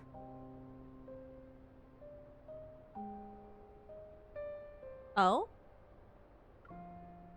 Your family? Yes. It was originally made to protect me. Because you're a crown prince! Is that why? On Philos, an evolver's evol energy and life force are one and the same. Using your evol means you're consuming your own life for power. Oh. Oh. On Earth, we're displaced in time and space. The energy we consume can't be regenerated. Oh. So it's supposed to suppress him so he doesn't use too much because he can't regenerate that energy. Oh! Okay. Because that would regenerate on Philos, but it doesn't on Earth. So every time he uses his evil, he's dying. Okay, that's great. That's so great to hear. Oh, I love that. I love that so much. The suppressor protects me through restraint. Oh, so every time we fight, every time we battle, you're dying a little bit.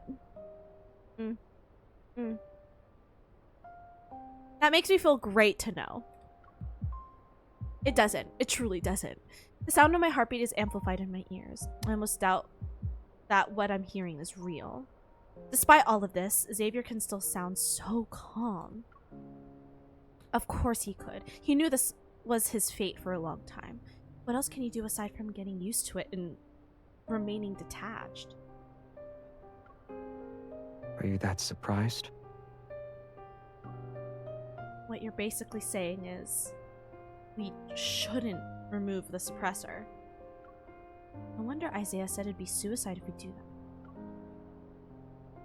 tighten my grip on Xavier's hand and deliberately repeat those words. We can't remove it. Did you forget what I just said? Xavier casually squeezes my hand, his tone becoming more relaxed. The documents didn't reveal a method to remove the suppressor, so launching a surprise attack against Soren now would be difficult. When we wake up tomorrow, we'll need to think of new approaches. And that is also why Jeremiah didn't want us to take it off, yeah. Are you really giving up on removing the suppressor? I don't have a choice. Researching these technological mechanisms isn't something I'm good at. I can't do it. Alright. At least you know what you are good and not good at. Seeing him shake his head with genuine sincerity, I actually feel relieved. An emergency call from Jeremiah. Oh no. A bunch of white-gloved men with new type protocore weapons just burst into the flower shop. Huh? We used the car to escape. Isaiah said... They're Ever's cleaners, and we're not their only targets. Where are you? Oh, Isaiah, you care? That's wild. I'll share my real-time location with Jeremiah. New type protocore weapons? White gloves? I think I've seen intel about this on the dark web. They're the ones who handle the dirty work forever. Break through fast and watch out for suicide attacks. Isaiah can't fight 20 people on his own. He won't last long. Some backtrackers are here too. Jeremiah's swordsmanship has always been one of the worst in our team. He couldn't beat them before, so it'll be impossible now. Interesting. Okay. Got it. Focus on getting out of there. The fact that there are some backtrackers there makes it a lot more difficult. The call ends and the chaos on the other end temporarily fades. I know all too well that we don't have time to sit around and come up with anything new. Why is Isaiah cooperating? I don't understand. I was not expecting him to cooperate.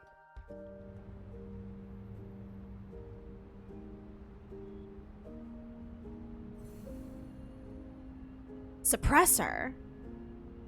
We did get an answer for the caller. So the caller comes from Philos. It comes from his family. It keeps him from using too much of his evil. So, like, I guess I had two theories and they're both right, in a sense. So it is a suppressor. It suppresses his evil. However, we see it in blue and then we see it in red, and I assume when it's in red, it's like hitting its limit. Now, it's modified, so it just suppresses more. So I guess when it's red, it means you're using like to the limit of the evil that you are capable of using. Versus when it's blue, it's kind of just like normal, regular. Well, now that I'm... See, here's the thing. Now that I know this, now that I know he's dying a little bit every time he uses his powers, this bitch is also Lumiere. So he'll go off on missions at night just to kill some wanderers, destroy some protocores. He's probably killing some of the backtrackers turned wanderers too. Gathering intel and whatnot. As well as being a hunter during the day for the association. Sir, no wonder you're so fucking tired. Because your evil isn't replenishing. That's so sad. He needs to stop overworking himself. He does. That's actually so sad. I feel like, unfortunately, nobody say anything. No spoilers. But I feel like this is going to lead to Xavier removing or finding a way to remove his suppressor for like a final big fight of some sort. And it might not turn out too great. I don't know. I don't know, because the suppressor is in the kindled moment that we see in the trailer, so I don't know. But I feel like that's where the story could lead, you know? Well, let's see.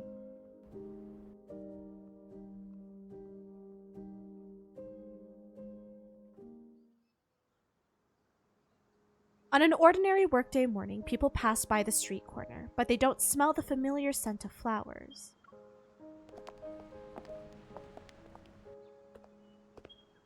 It's not open today? I wanted to pick up a few flowers for the office.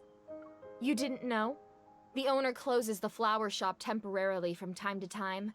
He's really carefree about it. Young people like him who open flower shops in the bustling parts of big cities usually have that wanderlust spirit. They leave whenever they feel like it. What an interesting conversation. All right. The customer who wanted to buy flowers doesn't give up and approaches the glass door to look inside the shop. On the counter sits a bouquet of fresh flowers. The wrapping paper is only partially around it, which shows how hastily the owner left. To be able to leave just like that? Ugh, I'm so jealous. Well, are you sure? You don't know the circumstances. We've been driving for so long that anyone who's been trying to keep up should have lost us by now. We shook them off 15 minutes ago. The endless stream of rush hour traffic stretches ahead as a small delivery truck swaying restlessly, takes advantage of its slender build. Some drivers pull out their phones to capture the truck's flashy maneuvers. Unfortunately, they lose sight of their targets in the blink of an eye. But our choice is obvious. They'll catch up sooner or later. A cold snort comes from the passenger seat. Why don't you just ram into everyone and send them flying? Even if it doesn't kill them, it'd make them suffer at least. You see, at this point, I feel like Isaiah and Jeremiah should just kiss. With all of this tension that the two of them have. You know? Turn this into a BL. Hatred is also a very passionate emotion. Those masked people's weapons looked dangerous. Who knows what new thing ever came up with this time? Losing heart before the battle even begins. I knew cowardice ran in your peasant blood. You fucking... Why are you like this? What? Why are you like this? Yeah, I'm not like you. Being iron-fisted royalty means your head is made of iron too, right? Why don't you go up front and help me check the headlights?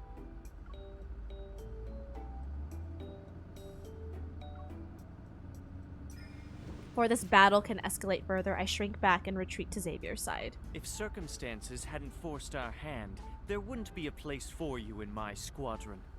You'd be perfect as No Hunt Zone number 99's headmaster. You'll deal with those mutated wanderers with impure bloodlines and their biological dilemmas.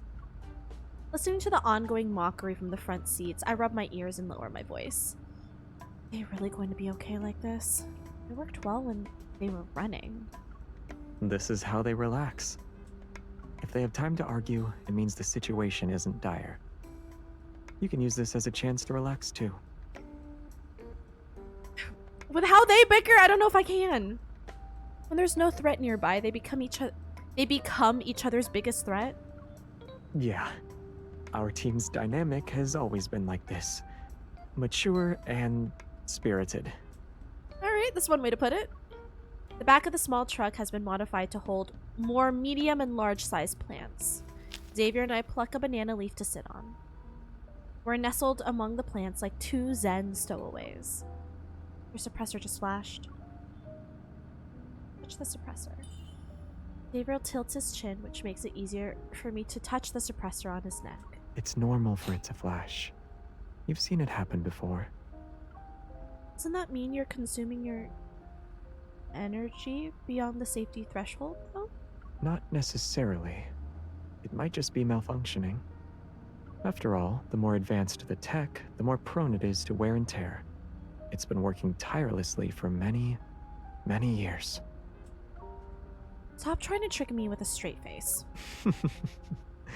I'm telling the truth. It's been in service longer than an average spaceship used for time travel, and it's been modified over the years. Malfunctions are normal. As long as I don't malfunction, it's fine.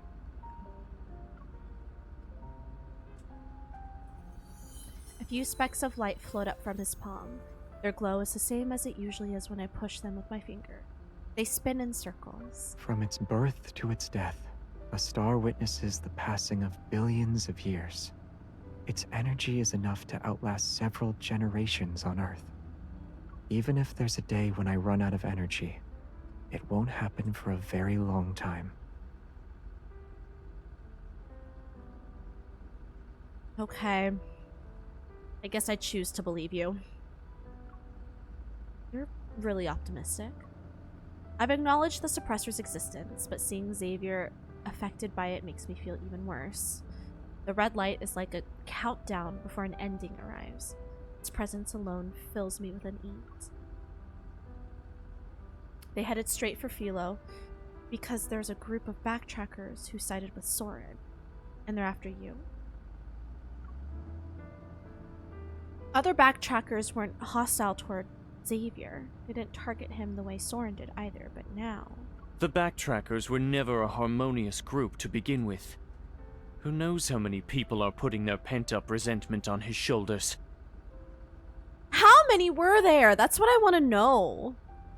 If we view their actions as ones that are driven by emotion, then we'll be severely underestimating the backtrackers. Those willing to cooperate with Ever, and the ones who left at a later time, aren't fools.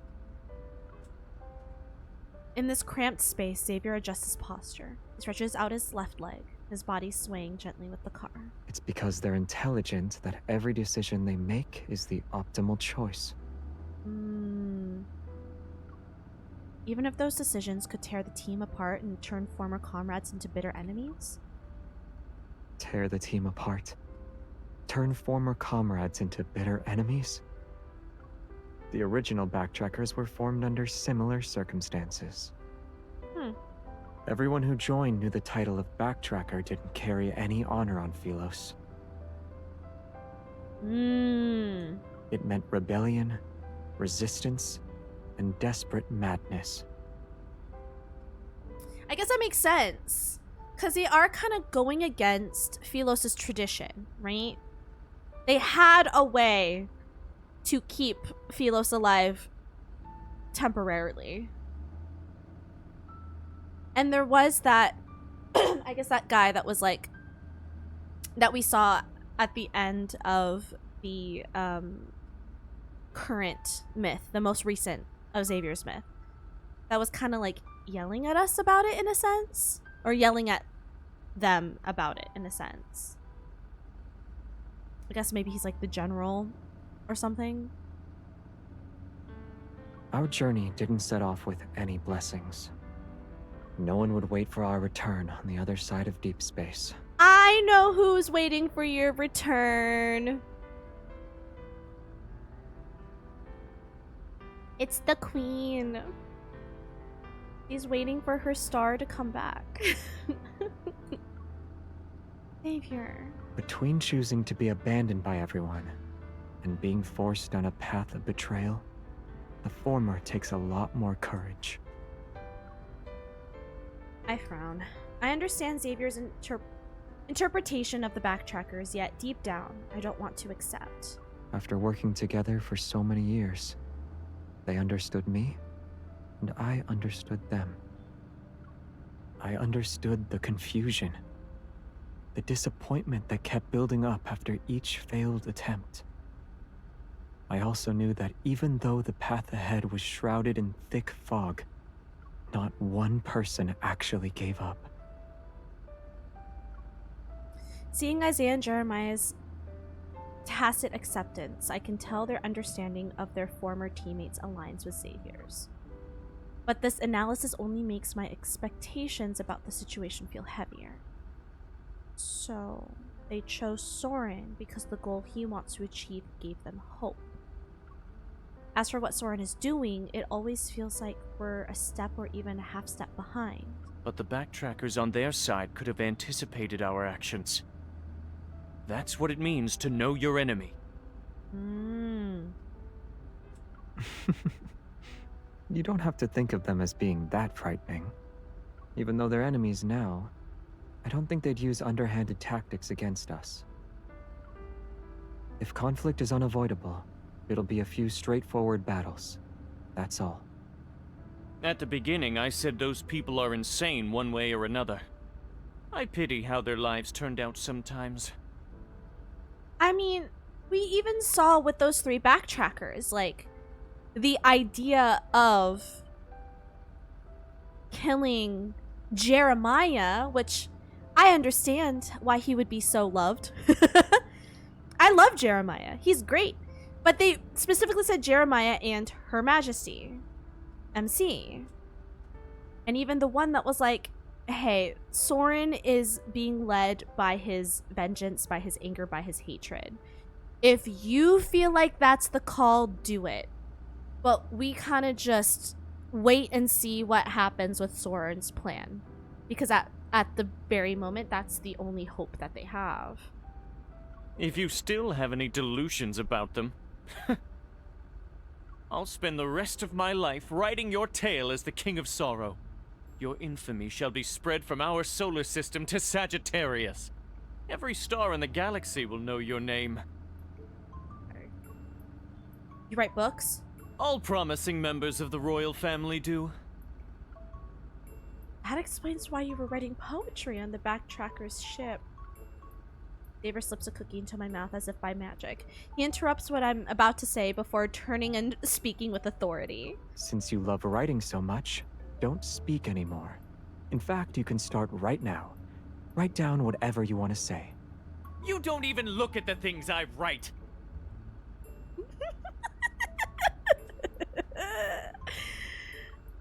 I'll look when I have time.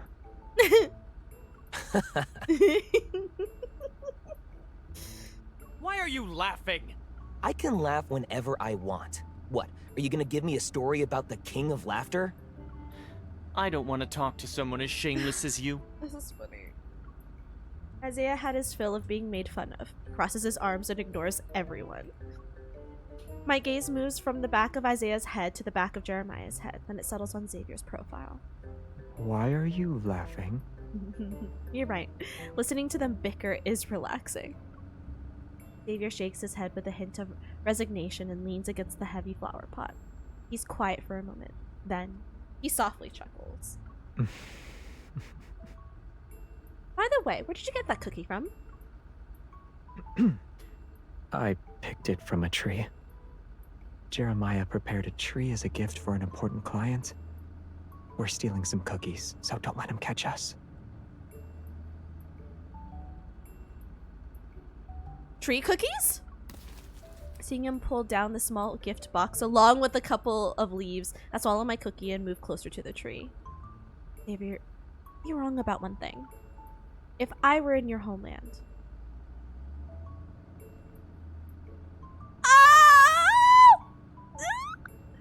I would wait for your return. I'm gonna cry.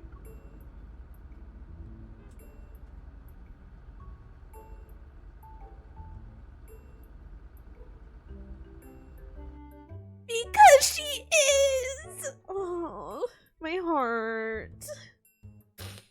Oh, my God. Damn.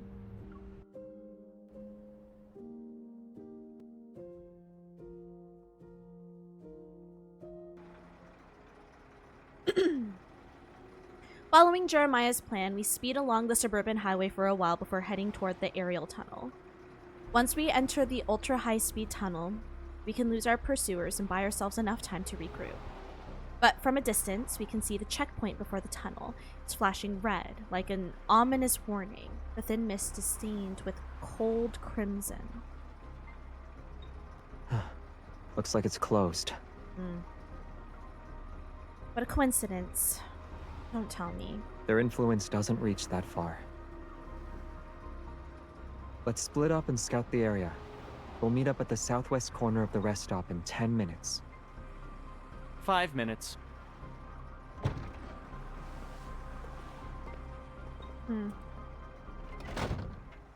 After dropping us off at the intersection leading to the rest stop, Jeremiah makes a gesture behind the truck window and slowly drives away.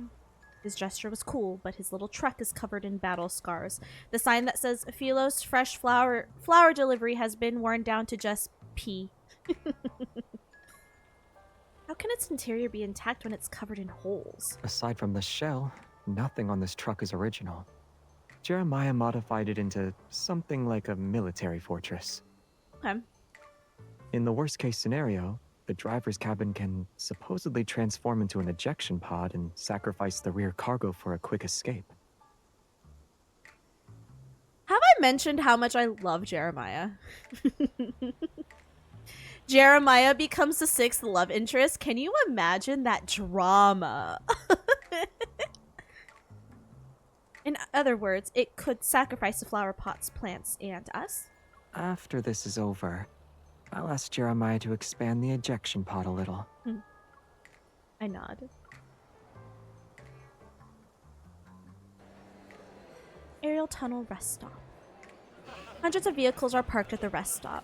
Most of them are armored trucks or heavy-duty trucks transporting valuable cargo.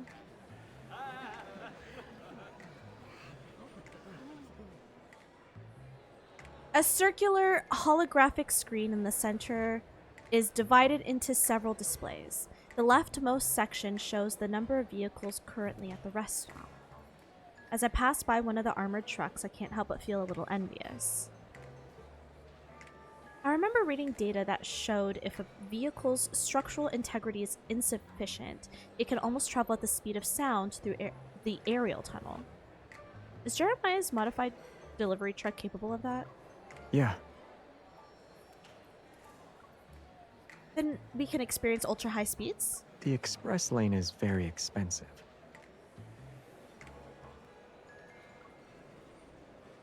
Okay. The aerial tunnel uses protocore enhanced material as its primary structural component. There's almost no resistance in the low vacuum environment. As a result, daily maintenance costs are astronomical. If ordinary goods were transported through the aerial tunnel, the toll fees alone would exceed the value of the cargo. By the time we exit the tunnel, all the plants in the back could qualify as luxury items.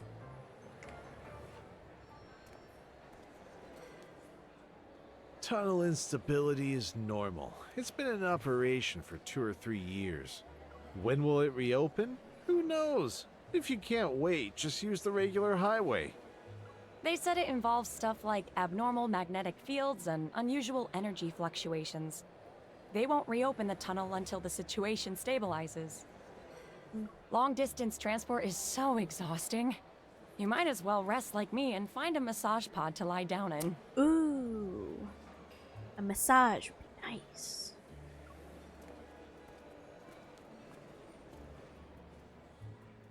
After questioning some truck drivers, Xavier and I head to the southwest corner of the rest stop to meet up with Jeremiah and Isaiah. The explanation given by the staff is consistent with the information we obtained. There's no telling when the tunnel will reopen. Did they give a reason for why it's closed? Abnormal magnetic fields, energy fluctuations, and other factors are causing instability inside the tunnel. That's just a catch-all excuse. So what's the plan? Will we keep waiting or take a different route? There's only one way to enter the aerial tunnel. If we turn back now, there's a chance we'll run into our pursuers. But if we wait here too long, it's only a matter of time before they catch up to us.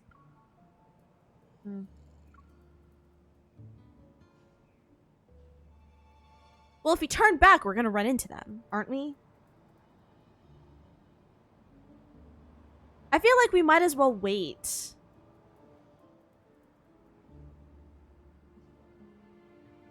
If we wait, at least we can prepare ourselves, you know? Let's wait a little longer.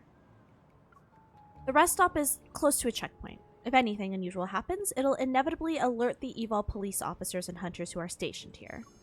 Even if the backtrackers and the white gloves catch up to us, they probably wouldn't dare to cause a scene. The trucks at this rest stop are backed by powerful individuals, and the cargo they're transporting is invaluable. I don't think Ever would go so far as to offend the forces behind these shipments for Soren's sake. Jeremiah gives me a thumbs up. It's settled then. I haven't eaten or drank anything since yesterday, so this is the perfect chance to refuel. You guys should too. Don't go into battle on an empty stomach. Good thinking, Jeremiah. It's okay. You eat first. We're not that hungry anyway. Yeah. We'll gather intel in the meantime.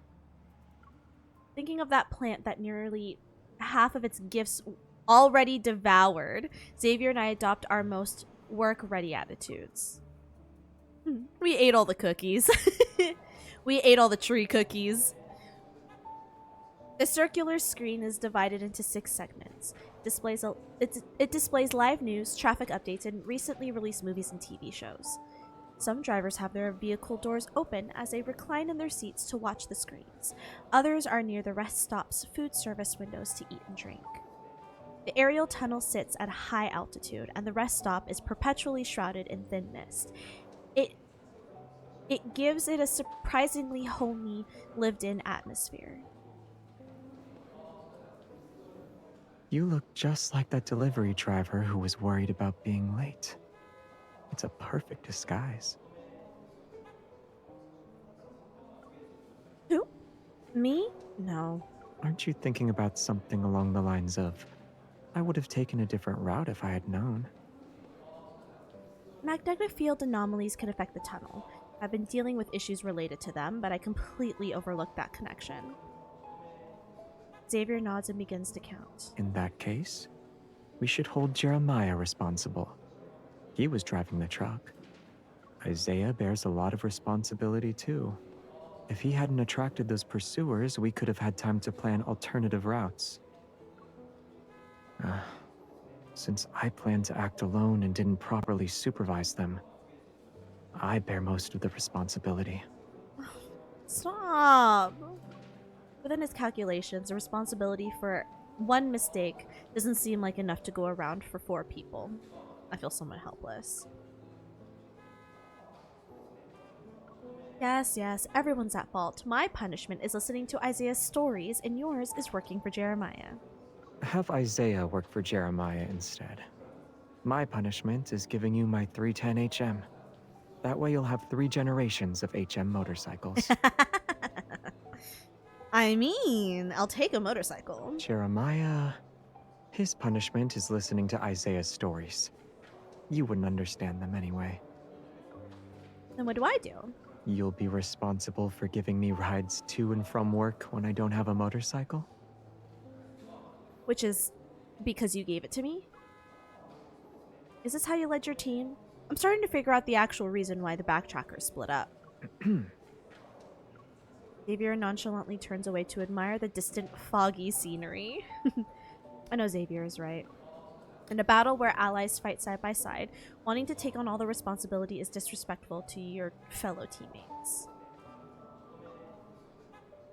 You could try not throwing your other teammates under the bus next time you want to comfort someone. I'm worried that Jeremiah will be so sick of us that he'll turn us into fertilizer one day. You don't like what I said? I do. Seeing me sigh yet also feel relieved, Xavier reveals an understanding smile and leans to the side. He idly looks at me. I noticed you kept frowning and then looking up. What caught your attention? The weather forecast.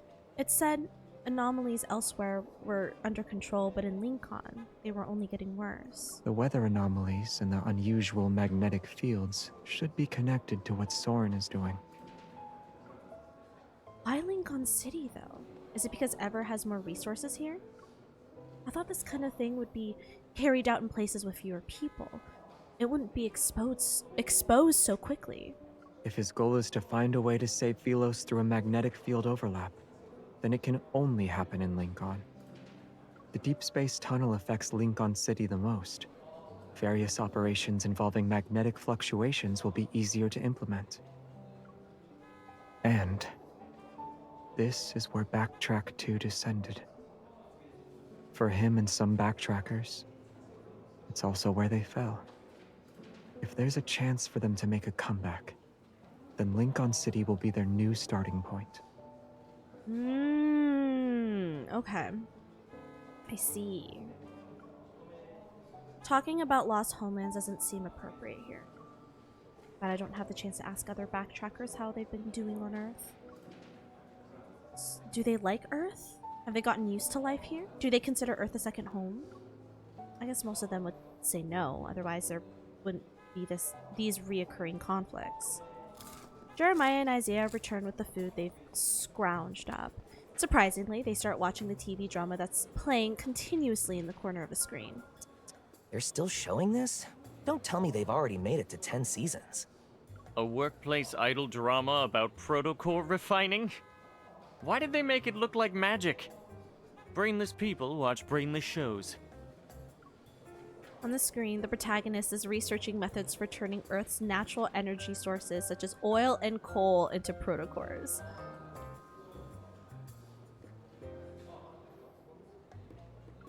It's too ridiculous. Do you think the prototists made this to mess with the purists? Maybe. If Earth's energy sources and protocores If Earth's energy sources and protocores energy sources whose material structures are completely different could be converted into each other, then both sides wouldn't need to argue anymore. I'm not so sure about that. You're quickly shocked by the show's over-the-top melodrama. We're quickly shocked by the show's over-the-top melodrama. We can't give any more attention to our scientific discussion. Who's controlling the screen? I want to file a complaint. This is mental pollution. Forget it. There's still plenty of people who love watching this. If you don't like it, just look away. Quiet. Xavier suddenly stands up. With a grumpy expression, he looks toward the rest stop entrance. We see them. Oh! Oh shit! Oh shit!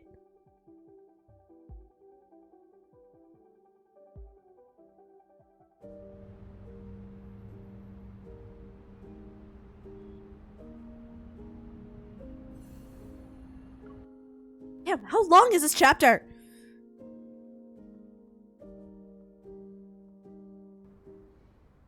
Something's off.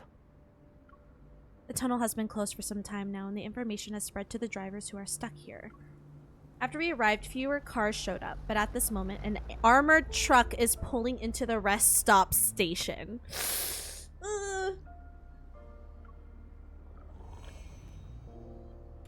Energy fluctuations. The newly arrived vehicle is loaded with a batch of active protocore energy weapons. There's quite a few of them. They might not necessarily be from Ever.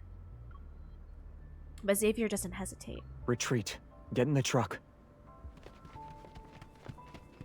I'm imagining Isaiah and Jeremiah carrying their like fucking food. So running back to the truck. Isaiah and Jeremiah are the comedic relief that we need in this intense story right now. Using the fog and other vehicles as cover, we head to the corner. A subtle energy shift appears in Xavier and Isaiah turn their attention toward the center. Avoid the patrol robots. The robots? It's just like the time when Xavier helped me escape the nest. We ran into them at Azure Square. Ever is using them to pursue us? They're all Ever's products. The fact that they immediately hacked the robots' control systems means it's them. At this rate, they'll determine our location within 10 minutes. Well then stop talking and more running. Get ready for a fight. Yeah. The fog grows thicker and my grip on my gun becomes slick with sweat. It's so hot whenever Xavier does this, the whole like preparing for a fight. It's possible that we don't need to fight, but the tension still makes my heart beat faster. An unexpected topic breaks the atmosphere of our silent retreat. Before this difficult battle begins, I need to make a confession. What now, Jeremiah? Over the years, I've been secretly taking parts from our backtracking spaceship to modify my truck. Aren't you guys supposed to be trying to like fix the spaceship, but instead you're taking parts from the spaceship? Since you're insane, consider going to therapy. Dying is also an option. Don't fight. While I'm confused about why Jeremiah's bringing this up, Isaiah's energy expression freezes. Then it falls apart. Please don't tell me you still haven't given up on that suicidal idea of modifying a miniature warp drive. I just want a show of Jeremiah and Isaiah. I love them. A miniature warp drive? Can that be built on a truck? Shocked, I look at Xavier. Even his serious expression shows traces of cracking. Jeremiah becomes the calmest person in the room, his face revealing hints of amusement. Anyway, we only have two options right now. Either we charge out and fight, or we try out my truck's immature string and warp drive that I've poured my heart and soul into modifying. Jeremiah, I trust you. You can never do me wrong. What's the success rate? If success is defined as no one dying, then it's 100%. Okay. Bet. The worst case scenario is that we won't know where we'll end up. Okay. Bet. Has your recklessness grown with age? Has your courage declined with age? Got him. Yeah, Isaiah, don't be a little bitch. Isaiah's brow furrows before relaxing. He scoffs and directs the question to me. It's your call. Yeah, you decide. Again, MC doesn't know that's because she's a queen. I would be over here like, why am I making the decisions? Like, I would turn to Xavier and be like, wait, what should we do? Why am I making the decisions here? Firstly, I need to know what a string end warp is. Secondly, did you forget that Xavier is your leader? It's basically a point-to-point space travel technology. But you've already made your choice, right? Ooh! We can choose.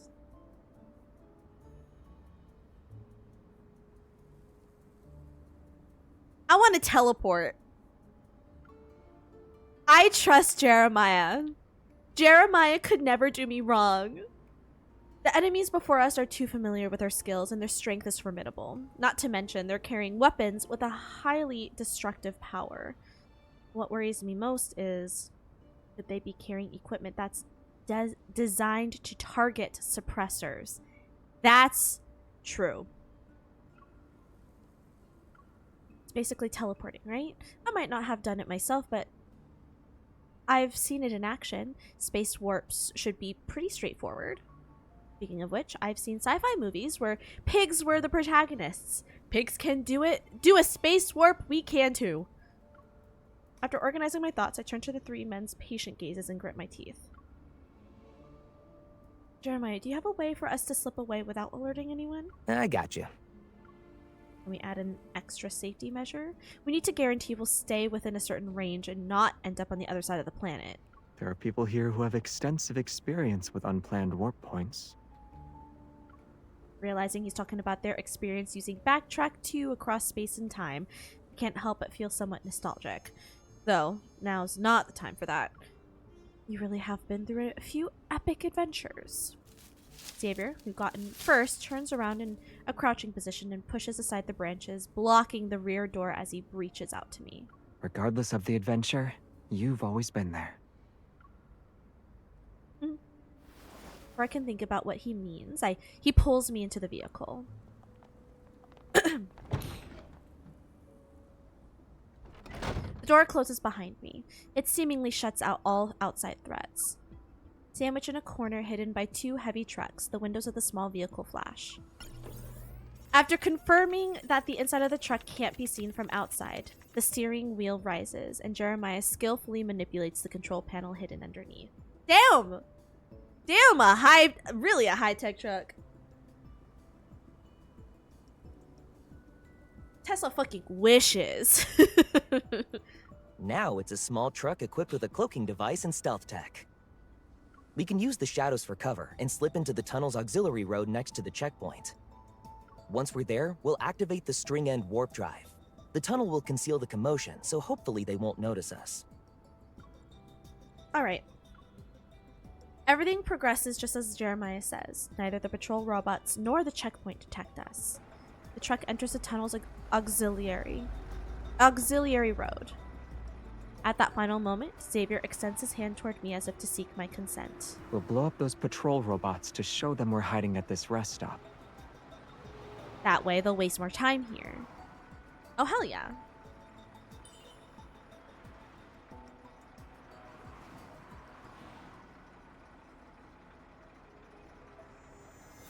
I grasp his hand and we silently resonate just before the vehicle enters the tunnel. I'm going to... Nope, not while his eyes are closed. There we go, that one. Okay. I need that for reasons. Inside the rest stop, several figures are searching for something. Patrol robots hover in midair, their compound eyes sweeping across the tunnel entrance. Traces of cold, red light flashes. Suddenly, all the robots lose power, their eyes flickering and going dark. They crash to the ground, one after another.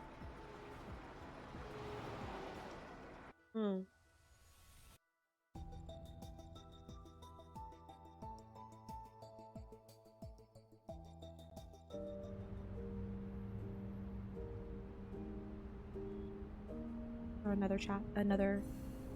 Ooh! Battle! Okay. Damn, this is long. Okay, battle. Let's go. Oh, I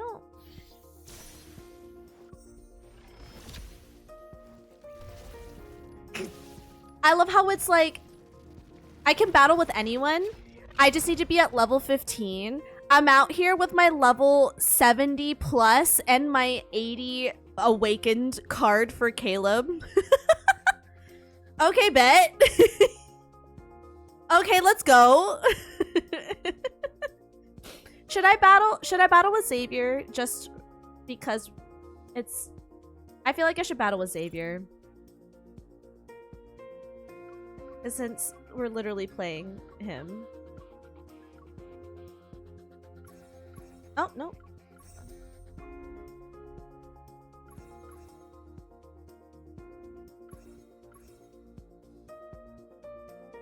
Okay. Those are my best cards, I think.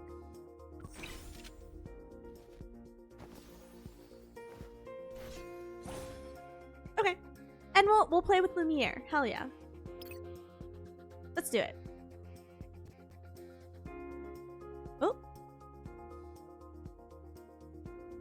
Hello?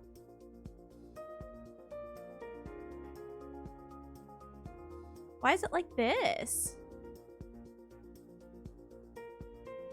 Well, that's awkward.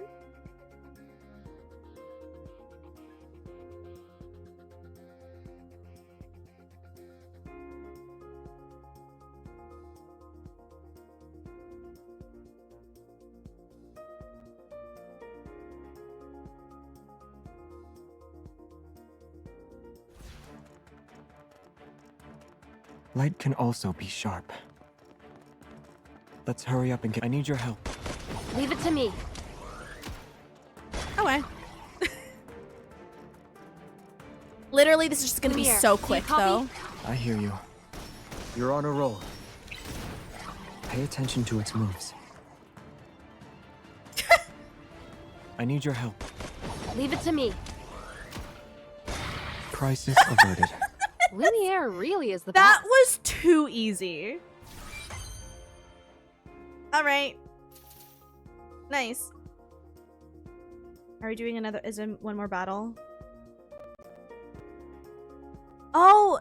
Main story usually ends with battles, doesn't it? There's like a few battles. So we are at the end of the chapter. So the chapter ends with them going into the tunnel. That is the cliffhanger that we end on, it seems.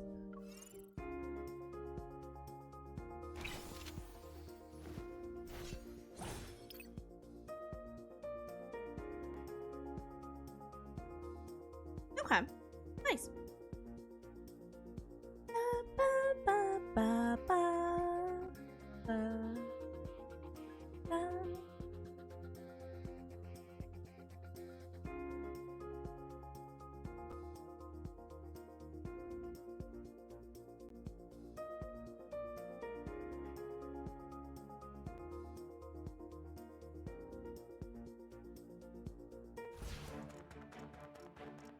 Light can also be sharp.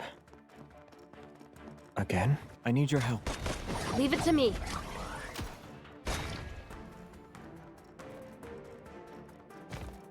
Bring it on.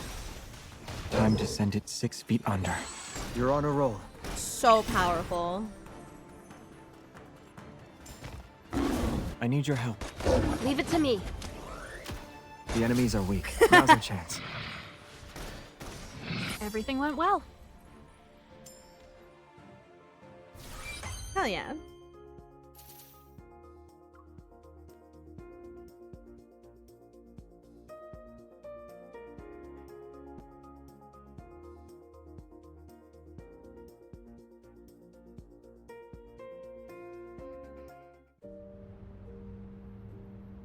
And then there's one more battle. Usually there's 3, right? There's one more.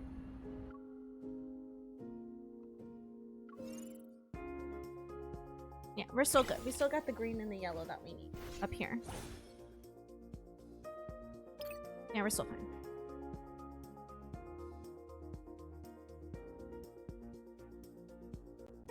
Xavier's lore is very interesting.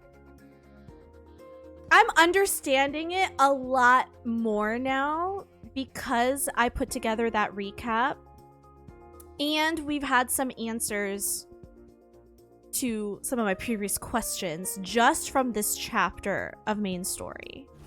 So I'm very interested to Something about this feels familiar. learn more. What more information are they going to give us? Let's hurry up and get rid of them. I need your help. Leave it to me. Keep up the momentum. End it. Go back to the pit you came from. Crisis averted. Lumiere really is Too easy. Damn. Okay, and then I think that is the end of this chapter.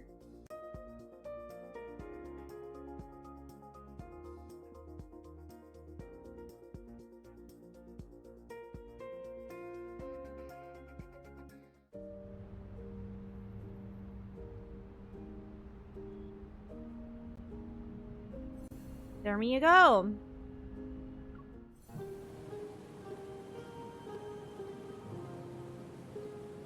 Wait, where is this? This is beautiful. What?